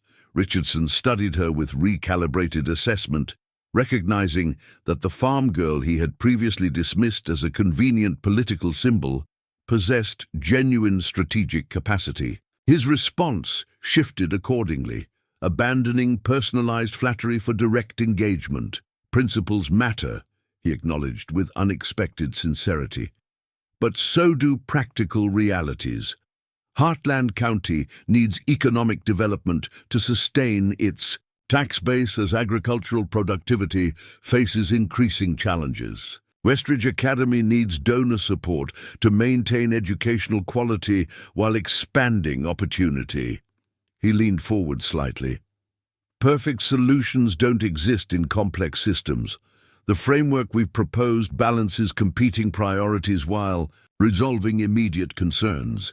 Isn't that preferable to prolonged conflict with uncertain outcomes? The question represented the negotiation's central tension, not between villains and heroes, but between incremental accommodation and transformative change, between resolving specific grievances and addressing their systemic causes. Before Sarah could respond, Colonel Winters interjected with the pragmatic wisdom of decades navigating institutional politics. Balance matters, she agreed, but so does transparency. Your proposal includes confidentiality requirements that prevent public understanding of either educational practices or development priorities. Without community visibility, how do we ensure ongoing compliance rather than temporary accommodation? Her intervention redirected attention from philosophical principles to practical governance, the mechanics of accountability rather than abstract ideals about fairness. It provided constructive direction without rejecting Richardson's legitimate concerns about economic development and educational sustainability. The negotiation continued with renewed focus on specific accountability mechanisms. Instead of confidentiality agreements, the coalition proposed community oversight committees for both educational equity and development planning. Rather than protecting specific properties, they suggested sustainable development criteria applicable to all agricultural land conversion. Instead of individual scholarship guarantees, they advocated transparent admissions and disciplinary standards equally applicable to all students regardless of financial contribution. By noon, the revised framework had evolved substantially from Richardson's initial proposal. The senator and his team requested a private caucus, withdrawing to the community center's small office to reassess their position. During their absence, the community representatives conducted their own evaluation. They're prepared to make significant concessions on procedural matters, Martin Henderson observed, but they're resisting independent oversight or public transparency provisions. Colonel Winters nodded. Classic institutional response. They'll accept reformed processes, but resist accountability mechanisms that might actually enforce them. Michael studied Sarah thoughtfully. What are your priorities here? This negotiation affects your educational future most directly. The question acknowledged her central role while respecting her agency in determining acceptable outcomes. Sarah considered it carefully, conscious that her response would significantly influence the coalition's position. Westridge's educational quality matters to me, she acknowledged, but not at the expense of fairness or community integrity. I'd rather attend a less prestigious school with genuine ethical standards than benefit from special treatment at an institution that continues discriminating against others in my position. Her answer reflected both personal values and strategic assessment. Individual guarantees without systemic reform would convert her from representative to exception. preserving her opportunity while potentially undermining broader accountability. When Senator Richardson and his team returned, their demeanor suggested internal recalibration. Caroline Maxwell distributed revised proposal documents that incorporated several coalition demands while maintaining core Richardson priorities. Most significantly, the new framework included public reporting requirements for both scholarship administration and development planning, with community representation on oversight committees. We believe this revised approach addresses your core concerns while maintaining practical feasibility, Richardson explained. Transparency provisions without confidentiality requirements create some challenges, but we recognize their importance to establishing trust. The acknowledgement represented significant movement from the senator's initial position, not complete capitulation, but genuine engagement with community priorities rather than mere accommodation of individual grievances. For the next hour, both sides worked through specific provisions, negotiating detailed mechanisms for implementation and enforcement. The resulting framework represented neither total victory for community interests nor preservation of Richardson's traditional influence, but rather a recalibrated relationship between institutional power and community voice. At the meeting's conclusion, as representatives from both sides reviewed implementation timelines, Senator Richardson approached Sarah directly, his expression suggesting genuine rather than performative engagement. You made some compelling points about systemic rather than individual accommodations, he acknowledged. It's a perspective that deserves more consideration than I initially recognized. The statement offered neither apology nor concession, but something potentially more significant, recognition of legitimate perspective from someone typically insulated from consequences by wealth and influence. Thank you, Senator, Sarah replied simply. I appreciate your willingness to engage with community concerns rather than dismissing them.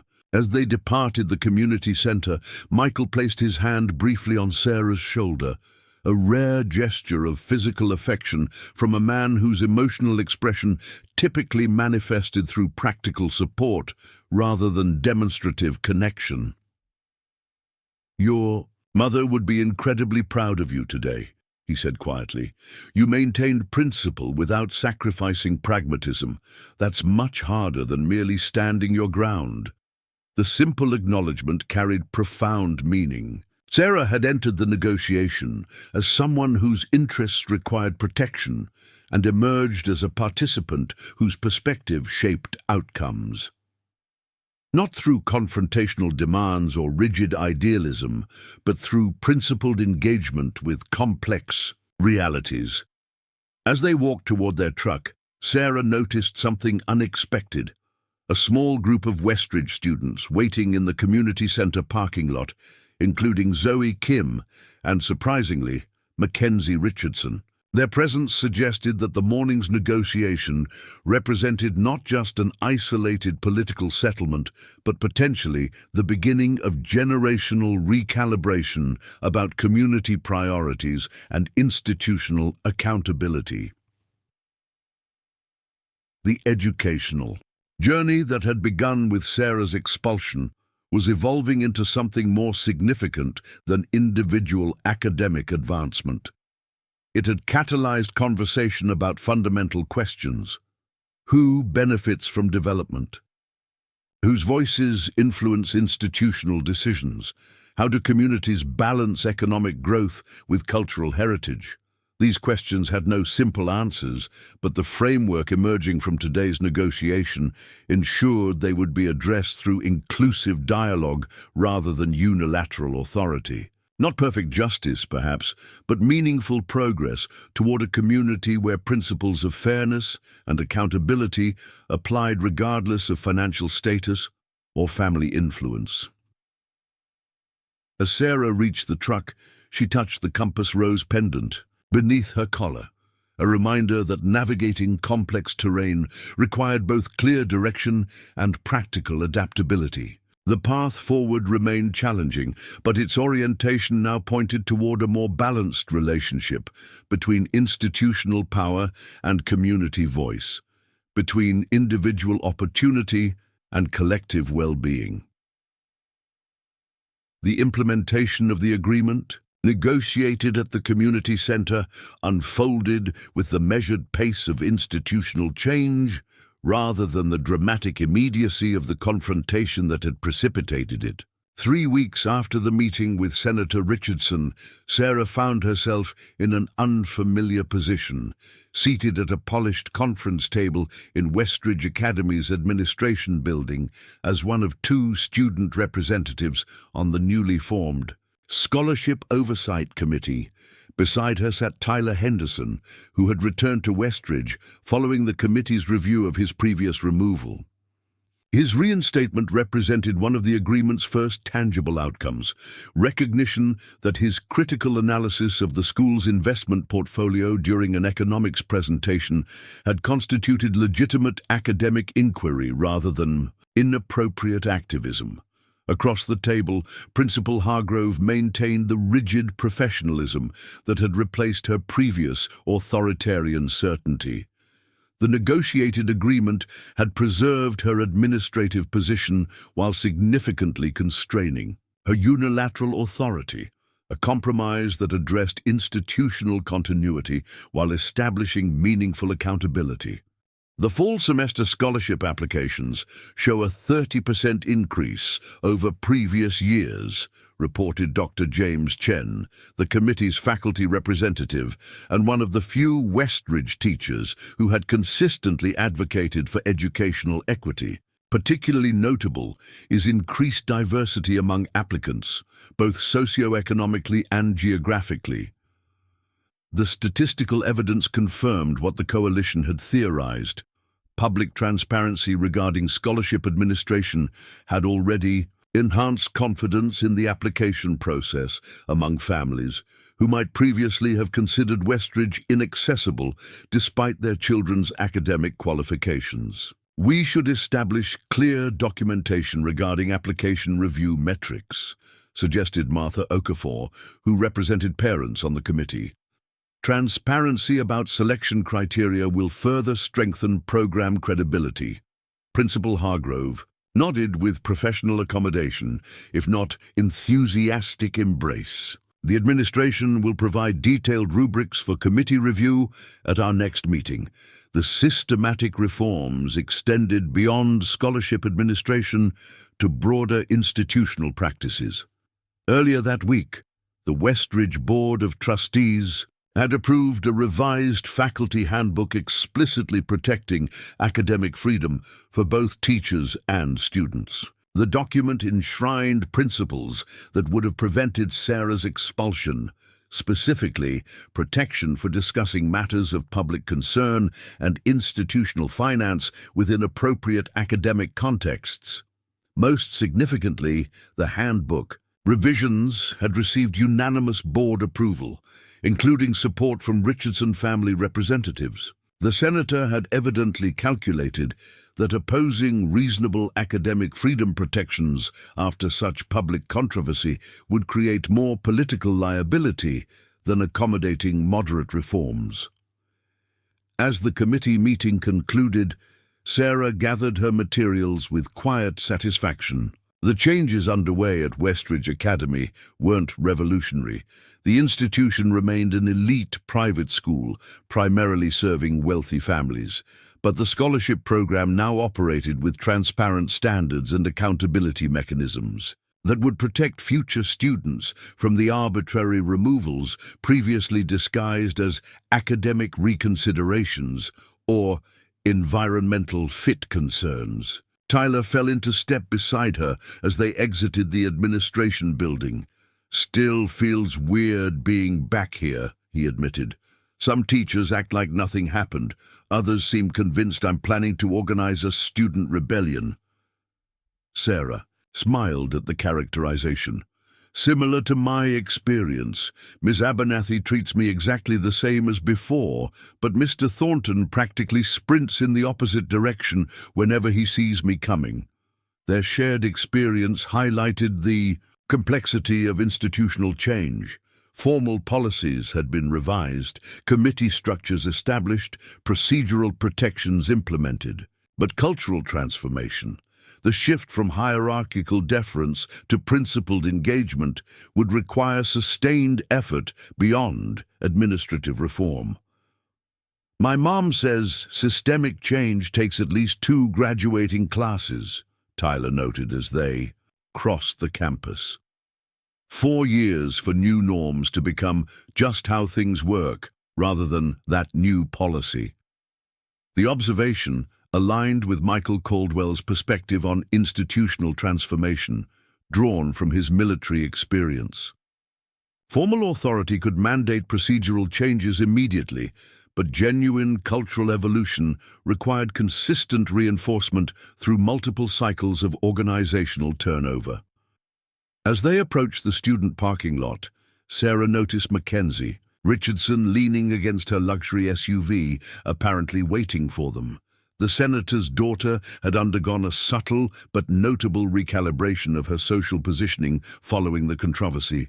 Without abandoning her place atop Westridge's social hierarchy, she had adopted a more inclusive approach that acknowledged merit beyond financial status. Committee meeting productive? Mackenzie asked, with what appeared to be genuine interest rather than political calculation. Reasonably, Sarah acknowledged. Your father's representative supported the standardized rubric proposal, which should improve transparency. Mackenzie nodded, processing the information with the political instinct she had inherited from generations of public service, albeit service frequently aligned with preserving establishment interests. Dad's focused on rebuilding institutional credibility, says there's no point maintaining influence over a discredited institution. The frank assessment offered insight into the Richardson family's strategic adaptation. Rather than resisting all reform to preserve maximum control, they had embraced moderate accountability measures that would ultimately protect their legacy institutions from more radical disruption. There's a development meeting at the county office tomorrow, Mackenzie continued, gesturing toward her SUV. Need a ride? Hargrove approved excused absences for student representatives. The casual offer reflected the complex reconfiguration of relationships following the controversy. Not friendship in any conventional sense, but pragmatic recognition of shared involvement in community governance, despite different perspectives and priorities. Sarah considered briefly before accepting. Thanks, that would help a lot. The practical reality of farm logistics meant Sarah typically relied on her father or public transportation for activities beyond regular school hours. Michael had physical therapy scheduled tomorrow afternoon, making Mackenzie's offer genuinely useful rather than merely symbolic. I'll pick you up at 12:30, Mackenzie confirmed, before adding with uncharacteristic hesitation. My father mentioned you might be interested in the Collins Fellowship for Rural Students. Applications open next month. The information sharing represented a small but significant shift in their dynamic, acknowledging Sarah's academic aspirations as legitimate rather than peripheral to Westridge's institutional purpose. I'll look into it, Sarah replied, maintaining appropriate neutrality while recognizing the modest olive branch. Thanks for letting me know. Their interaction exemplified the incremental recalibration occurring throughout Heartland County. Not dramatic reconciliation or profound transformation, but practical adjustments reflecting new understanding of mutual interests and shared community. The county development meeting the following day demonstrated similar recalibration. The Planning Commission's conference room accommodated an unusually diverse assembly. Traditional development interests, represented by Emerald Ridge executives seated alongside farming cooperative members, environmental specialists, and infrastructure planners. The revised development framework had replaced Richardson's original vision of luxury residential dominance with a more balanced approach incorporating agricultural preservation zones, clustered housing designed to minimize environmental impact, and infrastructure plans addressing potential water usage conflicts. Robert Harrington, Emerald Ridge's CEO, presented the modified master plan with professional adaptation rather than reluctant compromise. The integrated development approach actually enhances long-term value creation, he explained, highlighting how preserved agricultural viewsheds increased adjacent residential property values. Environmental sustainability and economic growth aren't necessarily competing priorities. The framing represented sophisticated incorporation of community concerns into development messaging, acknowledging rural heritage values while maintaining the essential profit motive driving residential expansion. Not capitulation, but strategic evolution.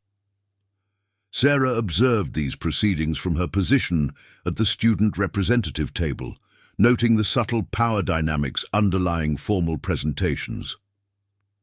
Senator Richardson wasn't personally present, but his influence manifested through surrogates strategically placed throughout the bureaucratic infrastructure.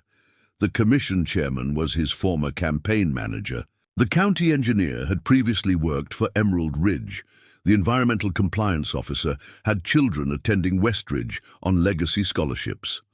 Yet counterbalancing influences now operated with equal visibility. Frank Delaney represented the farming cooperative with detailed knowledge of watershed implications for agricultural sustainability. Environmental specialists from the state university presented impact projections extending beyond immediate construction concerns to long-term regional ecology.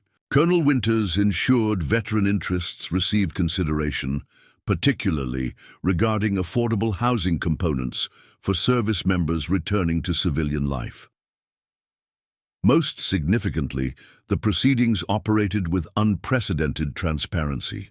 County residents filled the observer seating, local media documented the discussions, and online streaming made the deliberations accessible beyond physical attendance. Community voice hadn't supplanted development priorities, but it now influenced their implementation through public accountability rather than private negotiation. During the lunch recess, Sarah found herself approached by Catherine Harrington, Robert's daughter and a recent architecture graduate now working for her father's development company. "Your questioning about water reclamation was insightful," Catherine commented as they navigated the courthouse cafeteria line. "Most people focus exclusively on initial consumption metrics without considering downstream agricultural impacts. The professional acknowledgement from someone representing development interests reflected the shifting terrain of community dialogue. Not agreement on all priorities, but recognition of legitimate perspective from previously marginalized voices. I grew up watching seasonal changes in groundwater availability," Sarah explained. "When you depend on well capacity for both household use and agricultural viability, you develop practical awareness of conservation necessity." Their conversation continued through lunch, exploring potential integration between agricultural sustainability and residential development.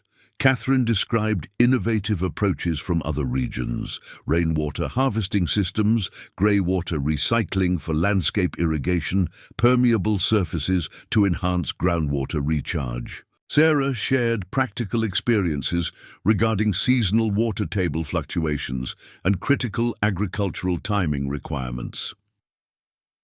The exchange represented genuine knowledge sharing across traditional interest divisions, the developer's daughter and the farmer's daughter finding common technical ground despite different perspectives on community priorities.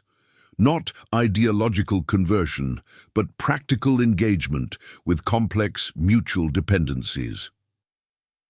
As the afternoon session commenced, Sarah noticed Her father, entering the observation seating, having completed his physical therapy appointment earlier than expected. His presence provided quiet reinforcement of her representative role, not supervision, but supportive acknowledgement of her legitimate participation in community governance.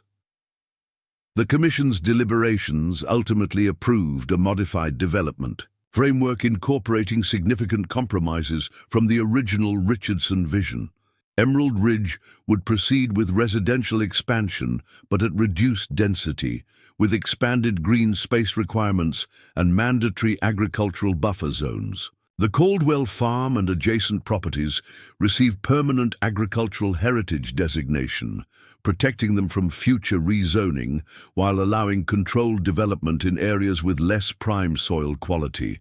Not complete victory for either environmental preservation or economic development, but sustainable balance reflecting legitimate interests across the community spectrum. Most importantly, the framework established ongoing community review processes that would prevent future unilateral modifications without public engagement and impact assessment. As Sarah departed the meeting with her father, Commissioner Eduardo Vasquez approached them in the courthouse hallway. A respected civil engineer who had initially supported Richardson's development vision for its infrastructure modernization components, Vasquez had emerged as a moderate voice balancing economic growth with environmental stewardship. Ms. Caldwell, your input regarding seasonal water impacts provided crucial context for our deliberations, he acknowledged with professional courtesy. The Commission would welcome your continued participation in our agricultural sustainability subcommittee if your academic schedule permits. The invitation represented institutional recognition of expertise derived from practical experience rather than formal credentials, acknowledgement that the farmer's daughter possessed valuable knowledge despite her youth and lack of professional certification. "Thank you, Commissioner," Sarah responded. "I'd be honored to contribute if the meetings can accommodate afternoon scheduling after school hours." Michael observed this exchange with quiet pride, noting his daughter's natural navigation of the delicate balance between appropriate modesty and confident self-advocacy. Not aggressive assertion of authority, but calm ownership of legitimate perspective based on lived experience and academic preparation. As they walked to their truck, Michael reflected on the transformation that had occurred over the past month, not just in community governance, but in Sarah's personal development. The educational journey that had begun with academic achievement as its primary focus had expanded to incorporate civic engagement and principled leadership.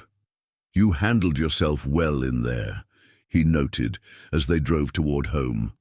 "Found the imbalance between advocating for agricultural interests and acknowledging legitimate development concerns."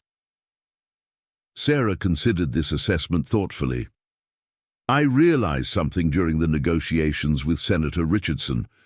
Most issues aren't actually about good versus evil. They're about competing legitimate interests with different priorities and perspectives." The insight reflected intellectual maturity beyond her 17 years, recognition that sustainable solutions required understanding complex motivations rather than simplistic moral categorization. Michael nodded. "That's the difference between activism and governance. Activism identifies problems and demands change. Governance navigates competing priorities to find sustainable balance. Both have necessary roles, but they operate differently." Their conversation continued as they passed the boundary of their property, the familiar landscape of the Caldwell farm, visible through autumn's golden light. The 40 acres represented more than agricultural productivity now. They symbolized a community's capacity to balance tradition and development, to protect heritage while accommodating change. "We received another letter from Oregon State University," Michael mentioned as they approached the farmhouse. "The agricultural sciences Department is particularly interested in your application, given your practical experience with sustainable farming methods. The information represented one of many educational opportunities that had emerged following the Westridge controversy. Sarah's academic qualifications had always been exceptional, but the leadership she had demonstrated during the community conflict had attracted attention from institutions valuing civic engagement alongside academic achievement. "I'm still considering options," Sarah replied, her tone reflecting genuine contemplation rather than uncertainty. The educational path that had once seemed singular, excellence at Westridge, leading to scholarship opportunities at elite institutions, had expanded to encompass multiple possibilities with different balances of academic prestige and values alignment. Inside the farmhouse, evidence of community interconnection manifested through practical support. Mrs. Garcia had dropped off a homemade casserole during her grocery delivery route. Colonel Winters had left military surplus equipment that would help Michael navigate his farm responsibilities despite physical limitations. Dr. Okafor had provided medical journal articles on innovative rehabilitation techniques for spinal injuries. FITI support network represented not charity but reciprocal community investment. Acknowledgement that the Caldwells' principled stand regarding educational equity and agricultural preservation had benefited many beyond their immediate family. Not dramatic heroism, but practical demonstration that individual conscience could catalyze collective action with meaningful outcomes. Late that evening, Sarah's phone chimed with a text from an unexpected source. Principal Hargrove requesting a brief meeting before classes the following morning. The formal phrasing revealed little about the purpose, creating momentary concern about potential administrative backlash despite the negotiated agreements. "Do you think there's reason for concern?" Sarah asked her father, showing him the message. Michael considered the question with characteristic thoroughness. Possible but unlikely, given the public scrutiny now focused on Westridge's administrative practices. More probably an attempt to establish professional working relationship going forward. The assessment proved accurate. When Sarah arrived at Principal Hargrove's office the following morning, she found the administrator awaiting her with professional composure rather than the intimidating authority that had characterized their previous interactions. "Miss Caldwell, thank you for making time before classes," Hargrove began with formal courtesy. "I wanted to inform you personally that the Faculty Scholarship Committee has nominated you for the National Merit Seminar in Washington next spring. Only 5 students nationwide receive this opportunity, and Westridge has never previously had a successful nominee." The announcement represented significant institutional recognition, acknowledgement of academic excellence that transcended the recent controversy. Not reconciliation, but professional respect, despite personal and political differences. "The nomination requires administrative approval before submission," Hargrove continued. "I've signed the endorsement without reservation. Your academic qualifications are exceptional, and your recent civic engagement demonstrates precisely the leadership qualities the seminar seeks to develop." Sarah recognized the professional significance of this support. Despite their profound disagreements, Hargrove was making a clear distinction between personal conflict and institutional responsibility, acknowledging merit regardless of political considerations. "Thank you, Principal Hargrove," Sarah responded. "With appropriate professional courtesy, I appreciate the nomination and your administrative support." The brief exchange represented neither friendship nor genuine reconciliation, but something perhaps more important in institutional contexts: professional recognition transcending personal disagreement. Not emotional resolution, but principled coexistence. As Sarah walked from the administration building toward her first class, she noticed subtle evidence of institutional evolution throughout the Westridge campus. A bulletin board outside the library advertised a new speaker series featuring diverse perspectives on economic development and environmental sustainability, including a presentation by Frank Delaney on agricultural heritage preservation. The student newspaper displayed prominently in the hallway included opinion pieces from scholarship students alongside traditional legacy voices. Even the cafeteria menu had expanded to include options reflecting broader cultural traditions beyond European-derived cuisine. None of these changes represented revolutionary transformation. Westridge Academy remained fundamentally an elite private institution, primarily serving privileged families. But the incremental adjustments reflected meaningful evolution toward more inclusive practices and diverse perspectives. Concrete manifestations of the abstract principles articulated in revised mission statements and policy documents. As she entered AP government class, Sarah found the day's agenda written on the whiteboard: institutional change, reform versus revolution. The timing seemed almost suspiciously appropriate given recent events, though Mr. Delaney maintained his characteristic pedagogical neutrality as discussion commenced.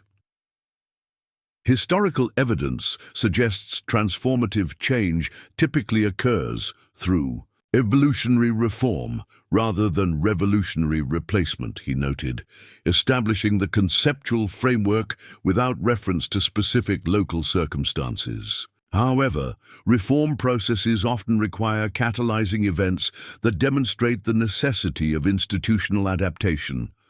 The theoretical framing provided distance for substantive discussion without explicit reference to Westridge's recent experience, allowing students to engage with fundamental questions about institutional accountability without personalizing the analysis. As the discussion progressed, Sarah found herself reflecting on her own evolving understanding of effective change strategies. The confrontation at Westridge's gates had created necessary visibility, but the subsequent negotiations and implementation processes had ultimately proven more consequential for sustainable reform. Dramatic moments might catalyze awareness, but lasting change required patient engagement with complex institutional structures and competing legitimate interests. Not revolution, but thoughtful evolution. Not heroic victory, but pragmatic progress. Not perfect justice, but meaningful improvement. These incremental transformations, multiplied across institutions and communities, ultimately shaped the practical governance that affected daily lives. More profoundly than dramatic political narratives or ideological proclamations. Sarah touched her mother's compass rose pendant beneath her collar, a reminder that finding true north didn't always mean traveling in perfectly straight lines. Sometimes the path forward required navigation around obstacles, adaptation to changing conditions, and recognition of multiple legitimate destinations rather than singular idealized outcomes. As her educational journey continued through that autumn semester, Sarah maintained this pragmatic idealism, commitment to principle coupled with practical engagement with complex realities. Not naive optimism about institutional perfection, but determined investment in continuous improvement through informed participation and principled accountability. As Sarah graduated valedictorian 3 years later, Senator Richardson sat alongside Michael Caldwell. Their unlikely alliance had transformed Heartland County, balancing development with heritage preservation. Sarah's college acceptance letters included Harvard and Stanford, but she chose the State Agricultural University to pursue sustainable farming policy. The compass rose pendant gleamed at her throat as she addressed her classmates. True north isn't about perfect destinations. It's about knowing your principles while navigating real-world complexity. Some battles change more than just outcomes. They transform the very people who fight them. If this story touched you, subscribe now for more tales of courage and principle that reshape communities. Your next inspiration awaits.